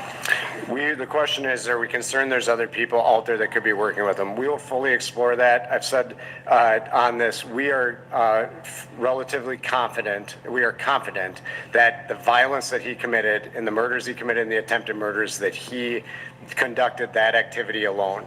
We will be exploring if there are any broader network. We have not uncovered any of that at this time, but that will be part of our investigation, and we will fully explore that. So thank you. Thanks. Thank you. We can go. Thank you. Thank you. Thank you, everyone. Wow, a lot of information coming out of that press conference tonight. We learned some stunning new details about how they captured the suspect, Vance Boelter. And I have to say, some of the things that stuck out to me in that press conference was that he was armed when they brought him into custody, that he was in their sights for an hour and a half, and that he crawled to them, and he was taken into custody peacefully. Yeah, it sounds like they knew where he was at a certain point, and they just slowly closed in. That a police officer saw him running into a grove of trees. And they mentioned calling out to him, so that's kind of, just like you see on a movie, they call out the name of the suspect, they let him know that you are surrounded, like there's no getting out of this, to try to break the will of the person. Also stood out to me, undoubtedly the largest manhunt in state history. That big statement from Police Chief Mark Bruley there, 20 SWAT teams. I mean, usually if there is a SWAT team at a crime location, that's a big deal. So 20 SWAT teams is exponentially bigger. And it's interesting, it sounded like they needed it to make that massive perimeter. You can see, those forests and these massive fields that they had to secure in order to kind of slowly bring him out. And as he said, it took about an hour and a half. We have investigative reporter AJ Legault on the phone with us now, who's been talking to his sources as well. A stunning press conference that we listened to just now, AJ.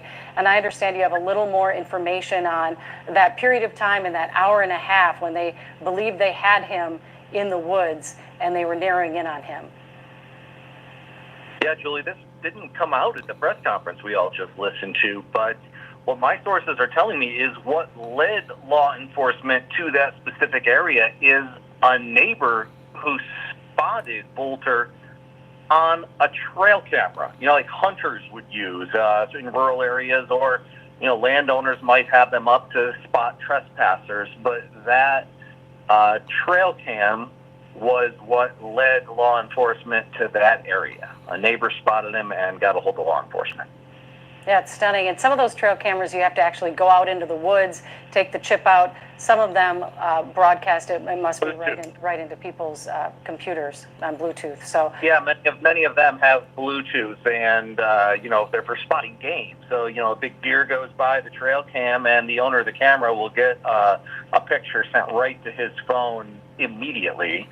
And I would surmise that's the type of camera we're talking about, is a live, a Bluetooth feed from the camera to whoever it was that spotted him. He raises certainly interesting questions about the reward that was listed.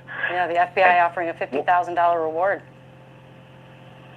Yeah, and one thing that really jumped out to me listening to the press conference was they said he was armed when he was taken into custody. We know from the criminal complaint that the vehicle that was left at Speaker Hortman's home after the murders there had 3 AK-47 assault rifles and a 9mm handgun in it.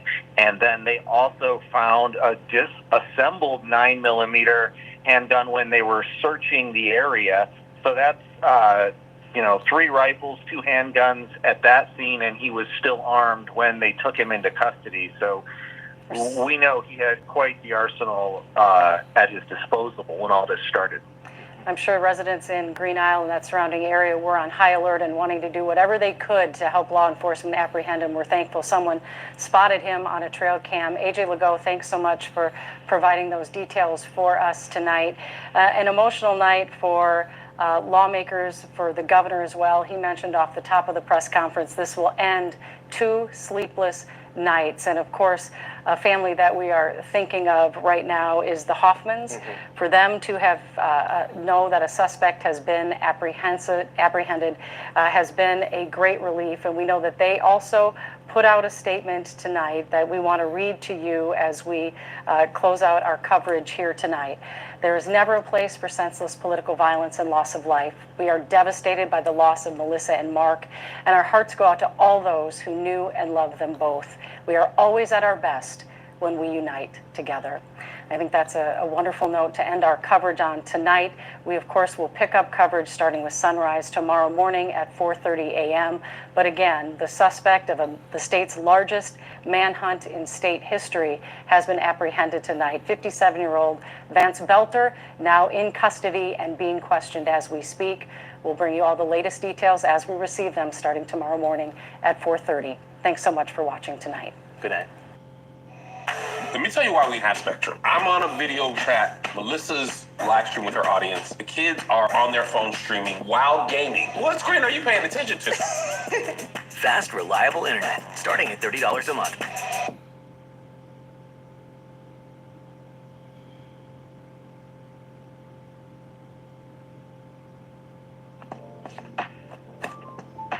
Treat yourself to internet that does its thing, so you can do your thing. Because you have better things to do. That's G-Fiber Core. Internet for you.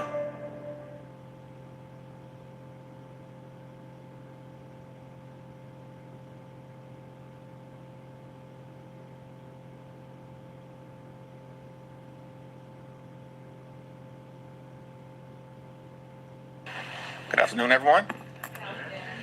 The American people have a constitutional right to peacefully assemble, to express themselves, and to petition the government to redress any grievances that they may have with policies that will impact their lives. That's a constitutional right that is contained in the First Amendment. We encourage everyone who is exercising that right to do so peacefully in Los Angeles County and beyond. But the right to peacefully assemble, to express themselves to the government in order to bring about change in this country is a fundamental American principle, and we will continue to stand behind it.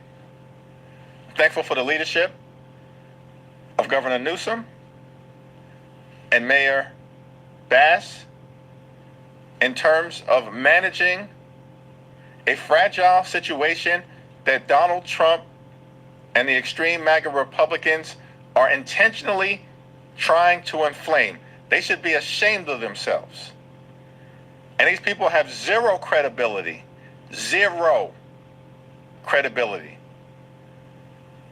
on the other side of the aisle when it comes to issues of law and order.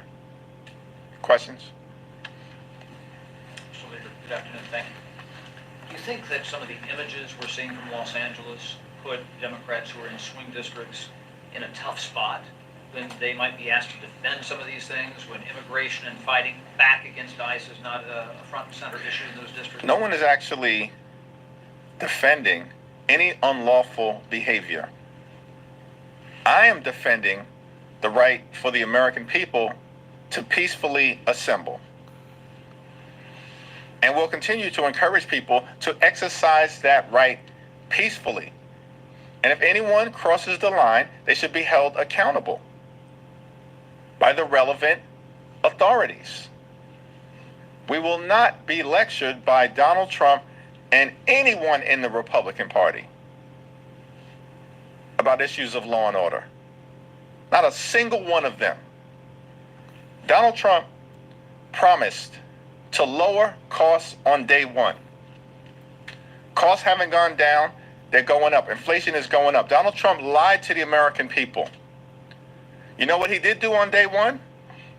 He pardoned hundreds of violent felons, criminals, who brutally assaulted police officers and attacked the Capitol on January 6th. That's what Donald Trump did on day one. The hostages weren't released on day one like he promised. He lied. The war didn't end in Ukraine on day one. Donald Trump lied. Costs didn't go down in America on day one of Donald Trump's presidency. He lied to you, the American people. You know what he did on day one? He pardoned hundreds of violent felons who brutally beat police officers. That's the insurrection. And so the notion that Donald Trump and his minions, his sycophants here in the House of Representatives or in the Senate, who are nothing more than a reckless rubber stamp for Donald Trump's extreme agenda, are going to lecture America about issues of law and order, get lost. We're not failing you at all. You have zero credibility on this issue. To make President Trump's comment saying that it would be a great thing to see Governor Gavin Newsom arrested. Donald Trump is clearly trying to distract from the fact that he has a failed administration. A failed administration. He promised to lower costs. He promised to deal with inflation in America. Costs aren't going down. Life has become more expensive. The business environment is shaky. Small businesses are being forced to close. Our credit rating has been reduced. The bond market is reacting adversely to Donald Trump's erratic policies. The Trump tariffs are going to result in thousands of dollars of additional expenses per year on everyday Americans. Donald Trump and the Republicans are crashing the economy in real time and then driving us toward a recession. His presidency has been a failure. And now they're trying to jam this big, ugly bill, this disgusting abomination down the throats of the American people. A bill that's deeply unpopular with the American people, and we're just getting started. And then he's in a big fight with Elon Musk, the most personal of disputes possible. Is it any surprise to anyone that he's trying to distract the country with this erratic and extreme behavior? No. And we're not going to fall for it. Thank you, Mr. Leader. On Friday, a district court judge in California granted approval for billions of dollars in retroactive pay to athletes and paved the way for athletes going forward to get paid for their name, image, and likeness. This comes ahead of the House Energy and Commerce Committee hearing this week on this issue. As a sports fan and the top House Democrat, what's your reaction to that ruling, and what role does Congress play going forward in helping shape the landscape now that this ruling has been granted? We look forward to our continued conversations with the NCAA and the relevant college athletic authorities in order to make sure that, in view of this court decision, that there's a framework that exists nationally to make sure that there's a level playing field and that athletes and their families are in a position to benefit and not be exploited by outside forces that may seek to take advantage of them. And then at the same time, we can maintain a competitive landscape across all sports, not simply men's basketball and men's football. Thanks. I understand the Hispanic Caucus is seeking an investigation into the handling of the protests in Los Angeles.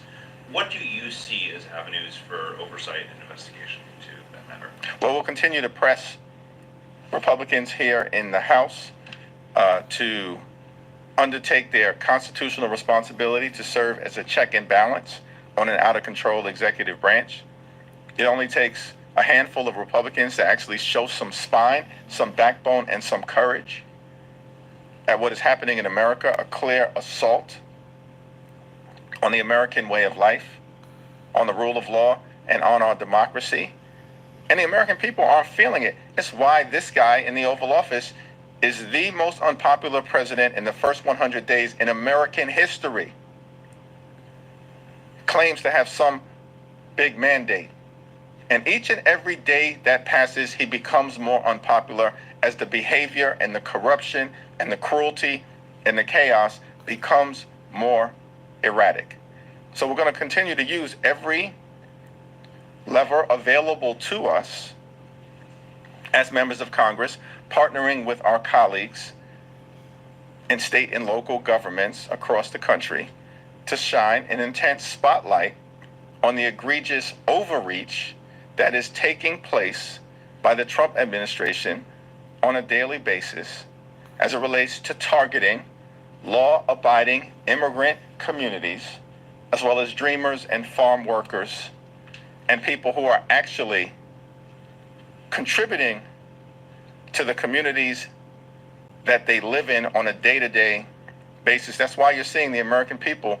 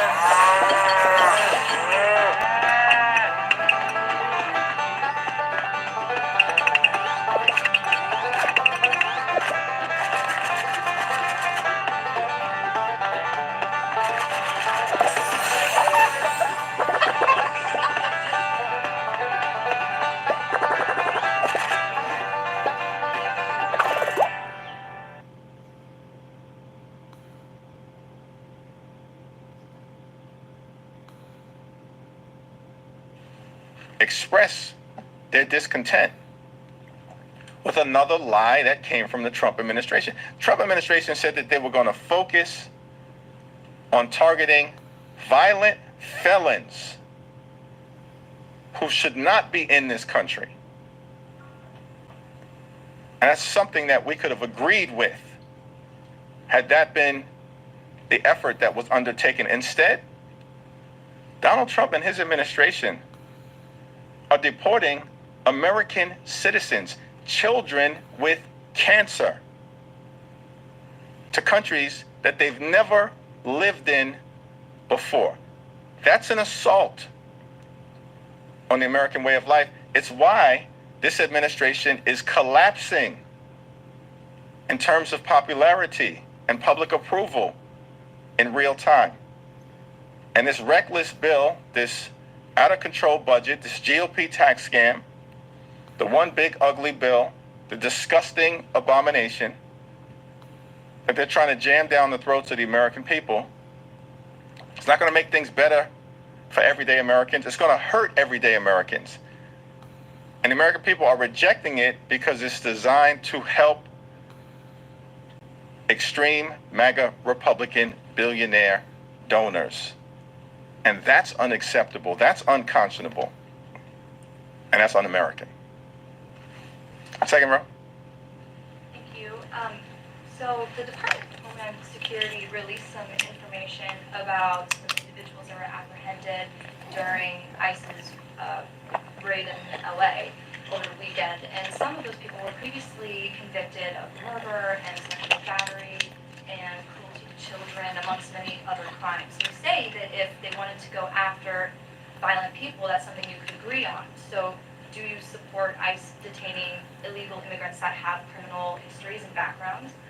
The Department of Homeland Security, under the leadership of the so-called Secretary Kristi Noem, is a complete and total embarrassment. And so anything that they put out should be scrutinized through that lens. Nonetheless, is that something that you would agree with? I've made my statement on this issue, and we've been very clear that the deportation efforts of any administration should be focused on making communities safe and deporting violent criminals who are undocumented. Thanks. So Elon Musk has gone on his social media network and it appears to be endorsing the Trump administration's response, also deleting many of the posts from over the weekend, including the claim that Trump is named in the Epstein files. Do you think that we could be looking at greater influence again from Musk over the Trump administration, something that would warrant congressional scrutiny? Yeah, it's not clear to me. At the end of the day, our view of the whole sordid affair between Trump and Musk is that we're going to keep the focus on the disgusting abomination that is the GOP tax scam, the largest cut to health care in American history. Republicans are targeting the health care of the American people. More than 15 million Americans will lose their health care as a result of the GOP tax scam. Hospitals will close. Nursing homes will shut down. Tens of millions of Americans will pay increased premiums, copays, and deductibles, and people will die. That's a result of the one big ugly bill. That's disgusting that this is the Republican agenda.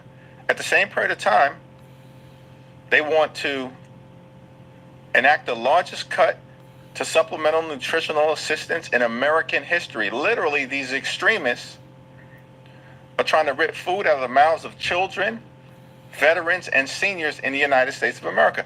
That's a disgusting abomination. And they're doing all of this to reward their billionaire donors? We never said at any point that we were going to let our foot off the gas pedal as it relates to the so-called DOGE effort to destroy the American way of life, to target thousands of veterans who have been fired, to take a chainsaw to Social Security. We disagree with all of that. Our goal is to take a chainsaw to Project 2025. And we're not going to rest until that gets done, no matter who is standing on the side of the Trump administration. Thanks. Two resolutions condemning the Boulder attack from the floor this week. One of them, from Congressman Gabe Evans, includes language labeling Free Palestine an anti-Semitic slogan and also praising ICE for quote-unquote protecting the homeland. I know that some of your progressive members are very unhappy with some of that language. I'm wondering, A, how you plan to vote on that personally, and B, how you're advising members to vote on it. It's not simply a subset of members of the House Democratic Caucus who oppose the so-called Evans resolution. Who is this guy? He's not seriously concerned with combating anti-Semitism in America. This is not a serious effort. This guy's going to be a one-term member of Congress. He's a complete and total embarrassment. He's not even pretending to be moderate at this point. He's all in on ripping away health care from the American people. And this is a desperate attempt to distract. Why do we know that's the case? Because every major Jewish organization, including AJC, has come out in opposition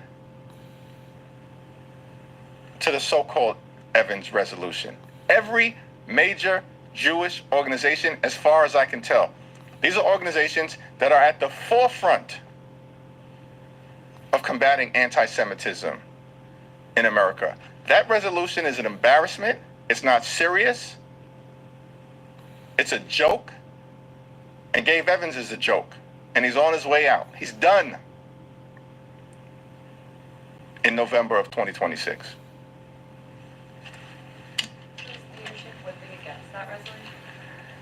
I don't know. We don't normally whip one way or the other as it relates to resolutions. And so it's not my understanding that a decision has been made different than the approach that we normally take. I'm a no. And everyone will have the ability to make their decision in terms of what's in the best interest of the districts that they represent. Anti-Semitism is a scourge on America. It shouldn't be weaponized politically. It's not a Democratic issue or an American issue or a Republican issue. It's an American issue. And we should tackle it not as Democrats or Republicans, but as Americans. So I'm going to stand on the side of the overwhelming majority of Jewish organizations who have the credibility on this issue and have concluded this is not a serious effort to solve what is a serious problem, anti-Semitism in the United States of America. Thank you, Leader. When we talk about the images that are happening in Los Angeles right now, what is your argument to the American people that the National Guard is not needed in this situation? There are thousands of members of the LAPD and the Los Angeles Sheriff's Department and the California Highway Patrol who have the capacity, by all accounts, according to Governor Newsom and Mayor Bass, to make sure that the lawlessness and disorder that the Trump administration is clearly trying to bring about by fanning flames and inciting things on the ground in California, that the state and local officials and these brave, courageous members of law enforcement, thousands of them who are part of the LAPD, the LA Sheriff's Department, other local law enforcement, and the California Highway Patrol, seem to have the capacity to make sure that the situation is addressed, that peaceful protests are allowed to occur, and that lawbreakers are held accountable. Discover your new Acura, right now at J. Wolf Acura. Come lease a 2025 Acura ADX for $421 per month for 48 months. Now during Summer of Performance event. Visit us today at J. Wolf Acura.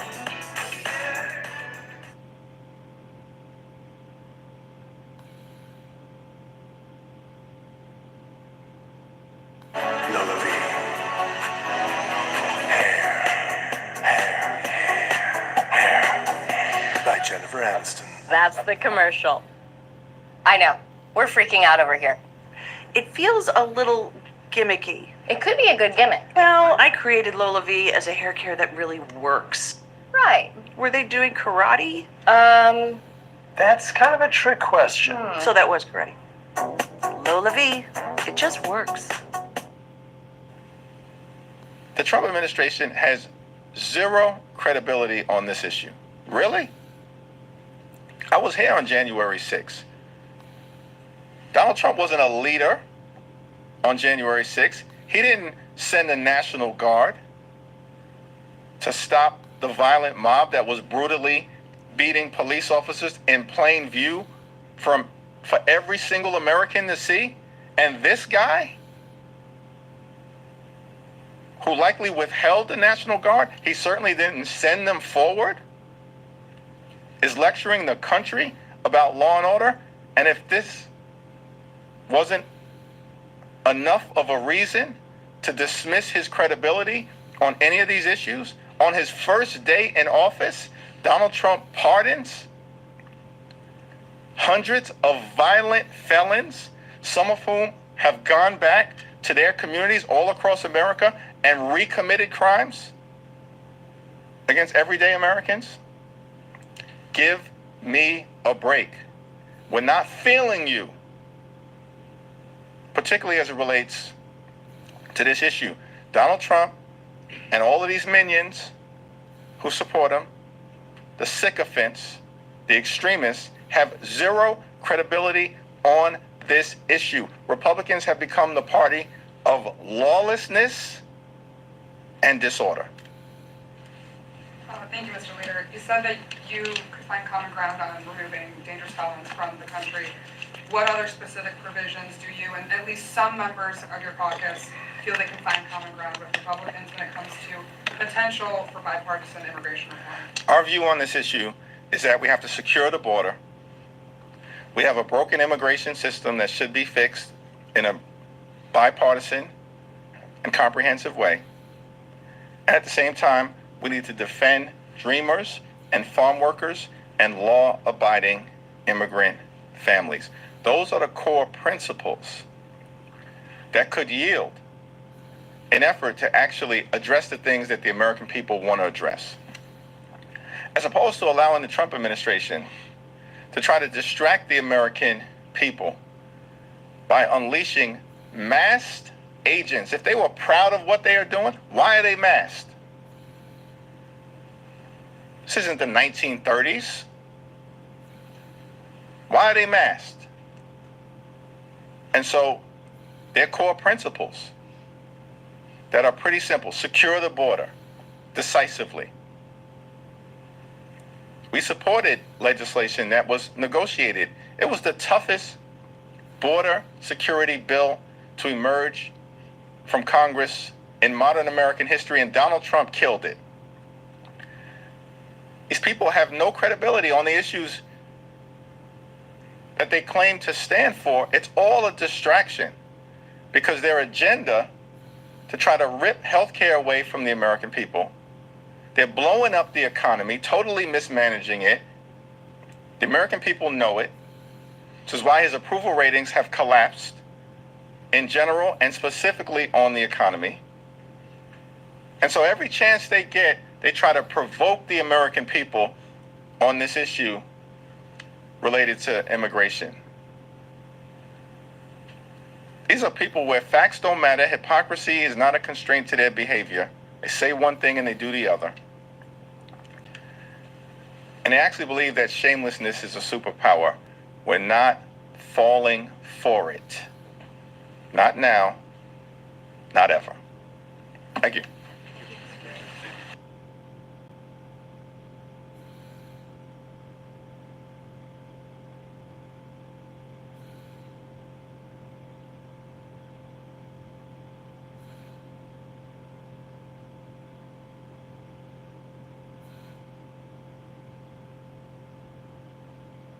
Honestly, no one wants to think about HIV, but there are things that everyone can do to help prevent it. It starts with getting tested regularly. If you're HIV negative, you and your healthcare provider can decide if PrEP may be right for you. PrEP means routinely taking prescription medicine before you're exposed to HIV to help reduce your chances of getting it. And it can be 99% effective when taken as prescribed. Talk to a healthcare provider about all your HIV prevention options. Our health is worth protecting. Choosing internet shouldn't be confusing. It should be based on how you live. Whether you're a casual streamer, a tech-forward super user, or a smart do-it-all-from-home home. New products designed for how you live. That's G-Fiber.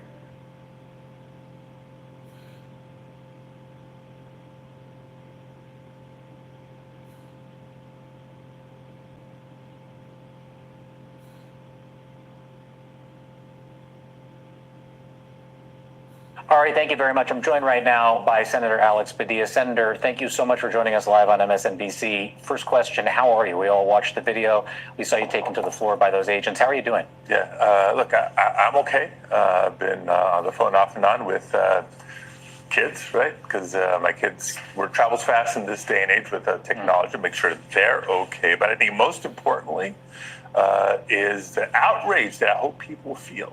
If this can happen to a United States senator for having the audacity to ask a question of the Secretary of Homeland Security, the same questions for and requests for information that we've had, not just the last sort of week or so of the activity in Los Angeles, but since the beginning of the administration, then just imagine what can happen to anybody in the country, for that matter.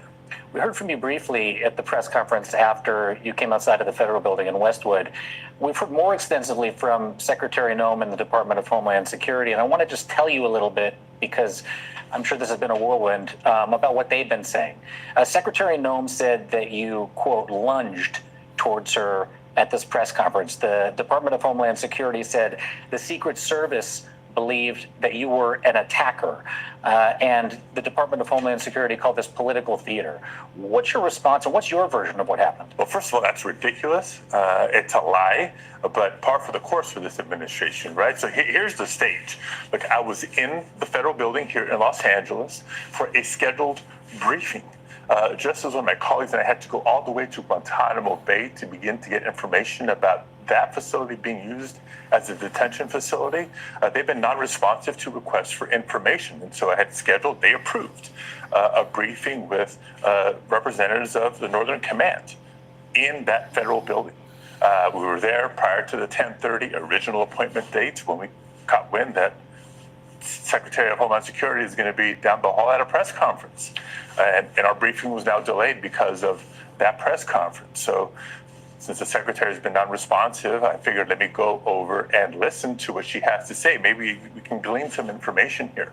So let me make sure I understand that. So the whole time, right? We're the whole time being escorted in this federal building by somebody from the National Guard, somebody from the FBI.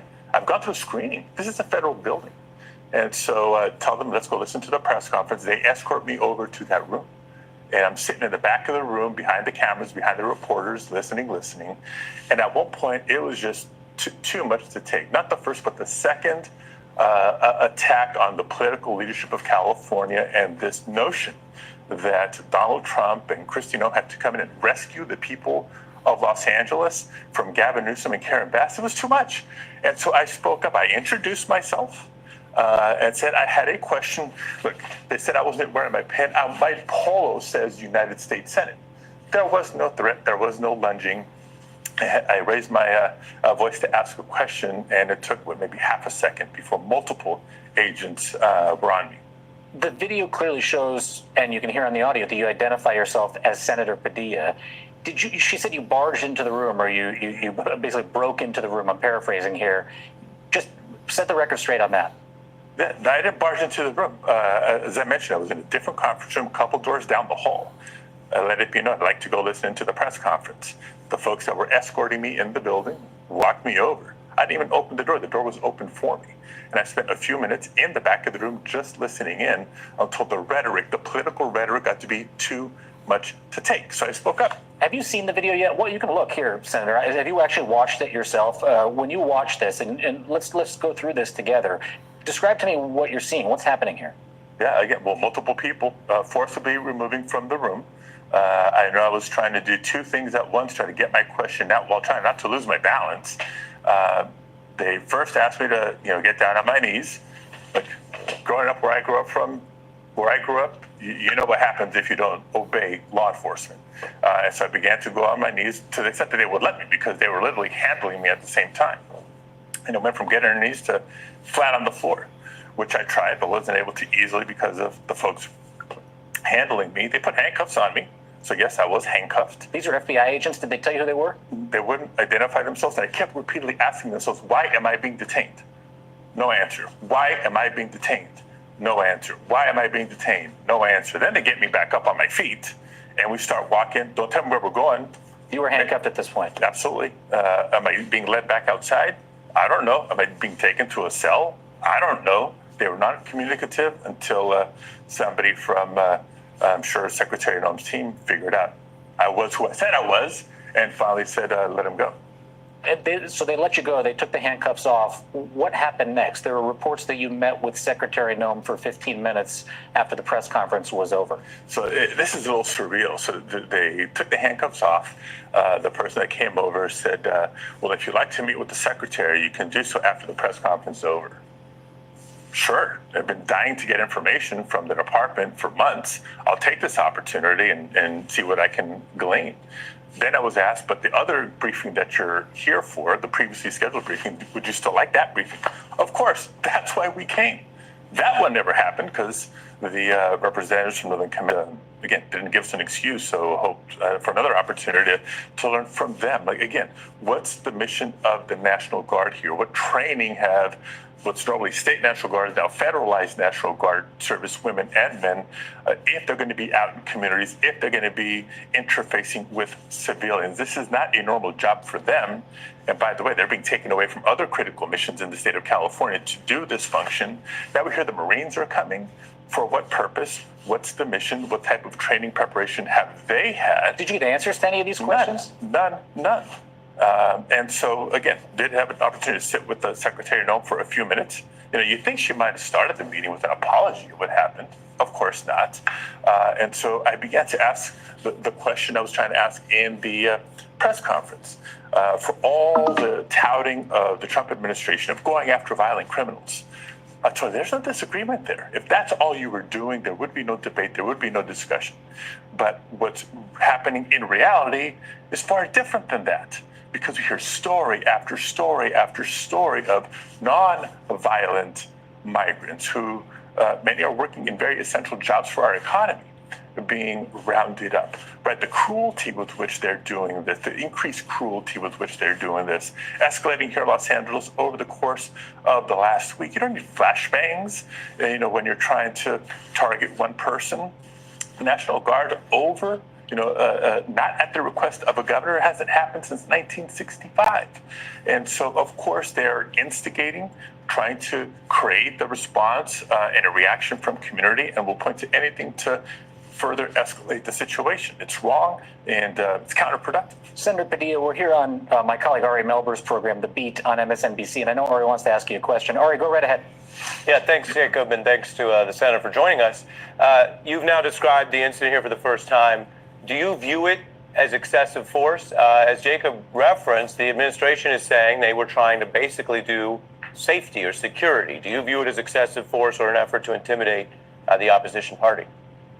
Look, personally, I think it was excessive. I was in no way, lunging or threatening in any way. Again, consider where we were, in a secure federal building. I was being escorted. So definitely an overreaction, uncalled for, but it's not about me. Again, this is the biggest point. It's not about me. If they're willing to do this to me, a United States Senator representing the state of California, just to imagine how it's going with their immigration enforcement on the streets when they show up at restaurants and are trying to detain a cook, or outside a Home Depot trying to detain a day laborer, or on the fields in Oxnard a couple of days ago detaining farm workers. You can just imagine. But that's a tone and approach that this administration has chosen to take. In many cases, I'm convinced it's unlawful and unconstitutional, and I have to do my job as a senator to insist on information and accountability and the rule of law. And Senator, what do you think would be the right remedy then for this? We saw in the case of the mayor of Newark, who was, like you, sort of, as the one word used was manhandled. He was arrested. He was charged. You were not. But then they dropped the case. He's suing them, seeking redress. Do you see this incident as closed, or do you think there is something more they must do to properly respect the co-equal branch of government at a time where the expansive use of federal forces from the National Guard to the Marines is also, beyond you, a big question? Do you think that more must be done, more accountability for the Trump administration for what happened today? Look, again, it's not about me. I'm still processing what happened to me, but to the extent that we have shed more light on what they're doing and how they're doing it, the public deserves to be aware. To suggest that they have to come into Los Angeles to restore order. Look, Jacob, you know Los Angeles. It's a big, spread out city. The images that we've seen over the course of the last week of some vandalism, some violence, etc., that's wrong, and I denounce it, but it's very small and very contained in a big metropolis of the Los Angeles area. So the National Guard was not necessary, but folks have responded to that. It's the Trump administration continuing to escalate. A couple of days ago, he's saying that things are better now that the National Guard has shown up. If things were better, why is he now considering sending in the Marines? They're continuing to escalate. It doesn't have to be this way. Can you clarify for us, Senator Padilla, you were there to have this meeting with the Northern Command in charge of some of the troops that are on the ground here in Los Angeles. Did you ultimately have that meeting, and did you ultimately get any answers from Northern Command about, for instance, there's this hearing in the courts today, the state of California is suing the administration over the deployment of the troops to California. Did you get any indication one way or another whether Northern Command, the military, would respect the outcome of what Judge Breyer says in this court case today? Well, that was one of the questions I had for them. But unfortunately, the briefing never happened, and so we never got an answer to that question. Your colleagues are marching to the office of Leader Thune to demonstrate on your behalf, to call for justice for what happened to you. But those are your Democratic colleagues. Have you heard anything from a single Republican member of the U.S. Senate or the House about what happened to you? Haven't spoken to any of my Republican colleagues yet. I will say there's two that at least sent a text message saying that they denounced what happened, checking to see if I'm okay. Senator Sheehy from Montana, Senator Curtis from Utah. But the point is this: if my colleagues are now at Leader Thune's office, and this is a question I've been asking all my Republican colleagues since the beginning of Trump's term: when is enough enough? The audacity for how this administration has gone after their political agenda. You know, when I hear behind closed doors, well, once he gets, crosses a certain line, then we're going to start to rein him in. But they keep saying yes to every ask he makes, every nominee he puts forward. When is enough enough? When they feel no repercussions for putting a United States senator in handcuffs for the audacity to ask a question and to speak up for fundamental rights and due process. When is enough enough? You became emotional when you came outside and spoke after this happened to you. And I want to make sure that I tell everybody specifically what it was that you were talking about when you teared up. You talked about farmers and cooks and day laborers. You spoke in Spanish. I've heard you often speak about your father, who was a short order cook, and your mother, who cleaned homes. You grew up here in the Northeast San Fernando Valley in a neighborhood called Pacoima. You played baseball in high school. You went to MIT, and you came back and you became the leader of the city council, the youngest ever, first Latino. You went to the state senate. You became the Secretary of State of California, and now you're the senior senator from California. But why is it that? Why is it farmers and cooks and day laborers that put tears in your eyes? Because I understand their plight. I understand their struggle. I understand their sacrifice to just find the American dream, a good opportunity, maybe a good job, the ability to raise a family and have the next generation have it a little bit better than you. And so for all the talk about immigration, the misinformation, disinformation about the invasions and insurrections, it's all BS coming from Trump. As I said before, if all they were going to do is target violent, dangerous criminals, true threats to our national security, that'd be one thing. Nobody has a disagreement there. But what's happening in practice is so many, yes, maybe undocumented immigrants, but who are otherwise law-abiding, peaceful, and hardworking. To think that this administration changed policy for federal agents to enter schools? Benadryl allergy liquid for powerful allergy relief in a wild cherry flavor. Bring it. Fire it up. The all-new Dragon Flame Grilled Whopper is here at BK. Bold, juicy, flame grilled, and ready for adventure. Experience a new kind of flame at Burger King. How to Train Your Dragon, only in theaters. Houses of worship? Let alone workplaces? If immigrants are that bad, why is that where you're looking for them? And as I take a step back and take a deep breath, I get to remind everybody, this is the state of California. Not only the most populous state in the nation, the most diverse state in the nation, home to more immigrants than any state in the nation. Mostly documented immigrants, legal immigrants, but yeah, there's a good number of undocumented immigrants. But this is also California, that's the largest economy of any state in the nation, fourth largest economy in the world. It's not despite the immigrant population, it's because of the contributions of so many immigrants as a workforce, as consumers, as entrepreneurs. If your interest is in improving safety of communities, facilitating thriving communities and economic growth, this is something to embrace, not to attack. But sadly, Donald Trump has had it since the first time he came down the escalator at Trump Tower before the 2016 election. Your mom and your dad were both immigrants from Mexico. When you look at the protesters on the streets that are standing up to, they started on Friday against the ICE raids. Now they're out there against the National Guard and against the Marines coming to the streets. Do you see yourself, do you see your mom and dad and the protesters that are out there pushing back against this administration? Yeah, I see not just families like mine, but families like most of the families that I grew up with. All right. And that was me back in 2006 during one of the many waves of a push for the modernization of our immigration laws. That was me in 1994, fresh home from college when we had Proposition 187 on the ballot here in California, a precursor to a lot of the Trump anti-immigrant rhetoric when then Governor Pete Wilson, down to the polls, up for re-election, chose to play that immigrant scapegoating card. It was that measure that caused people like my parents, who had been here literally for decades with no sense of urgency to naturalize and become citizens, to finally do so that they could register and vote, realizing that while their past may be in another country, they were firmly established here, their future was here, and they ought to assimilate completely. And it was that measure that got me and so many of the people in my generation finally involved in the political process. I think California, as a result, is much different today than it was in 1994. And we're probably doing our part to lead not just on immigrant rights issues, but access to healthcare issues, quality of education issues, tackling climate change, protecting, reproductive rights in marriage equality, and so much more. And we're the fourth largest economy in the world. Again, this is a model, a recipe, a playbook for other states, if not the country, to follow, not fear.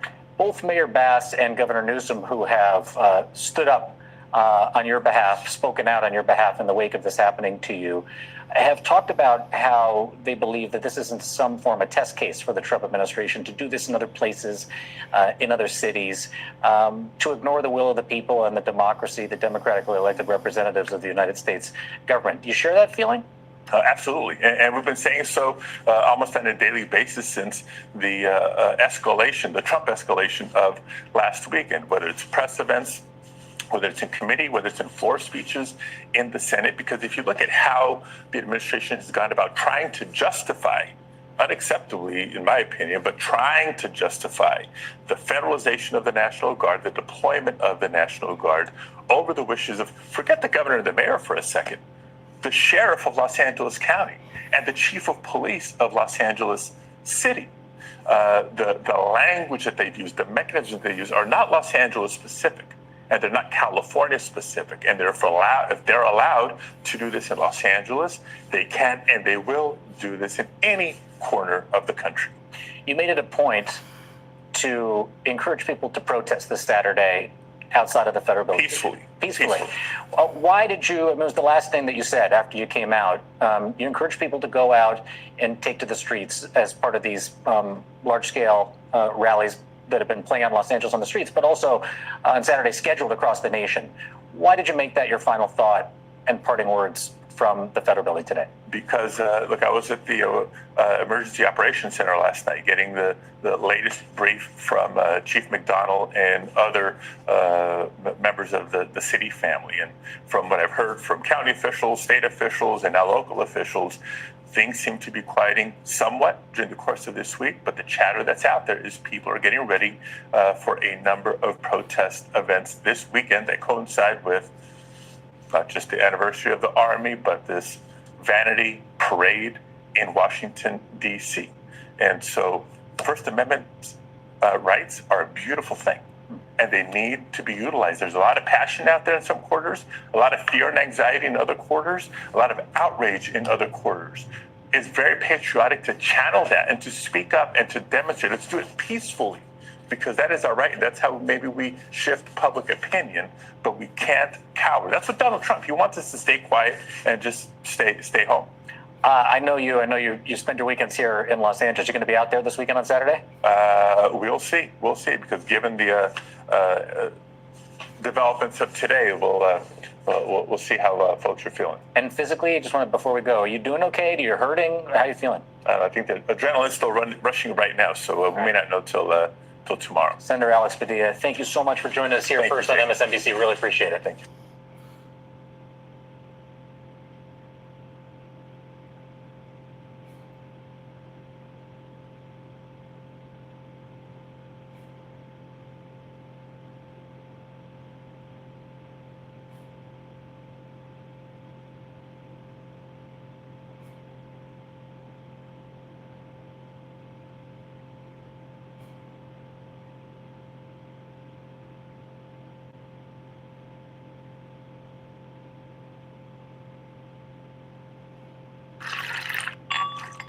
And it is the Saturday Coffee Clutch with Michael Lahanas Calderon, substituting for, if anybody can substitute for Heather Lofthouse. Michael, I'm not sure anybody can.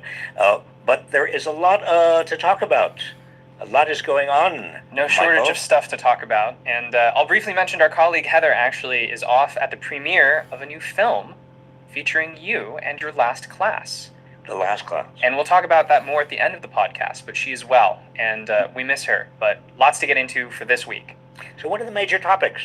Well, I think that we're going to have to get into what is happening in Los Angeles and in cities around the country this week, why it's happening, and as always, what is Trump trying to cover up based on his overreaction to these ongoing crises, or crises with air quotes, right? Well, it is with air quotes. I mean, that's exactly right. There is no crisis here. Donald Trump, in his quest to run America, to become America's dictator-in-chief, and I think this is really the underlying issue here, has launched a police state, Michael. We're not heading towards it. Well, whether we're heading toward it or we're already there is a matter of very subtle interpretation. Sure. But when you have a U.S. senator who simply asking a question at a Senator press Alex conference, Padilla of California, right? yes, and is handcuffed and is treated as if he is a, sort of a threat.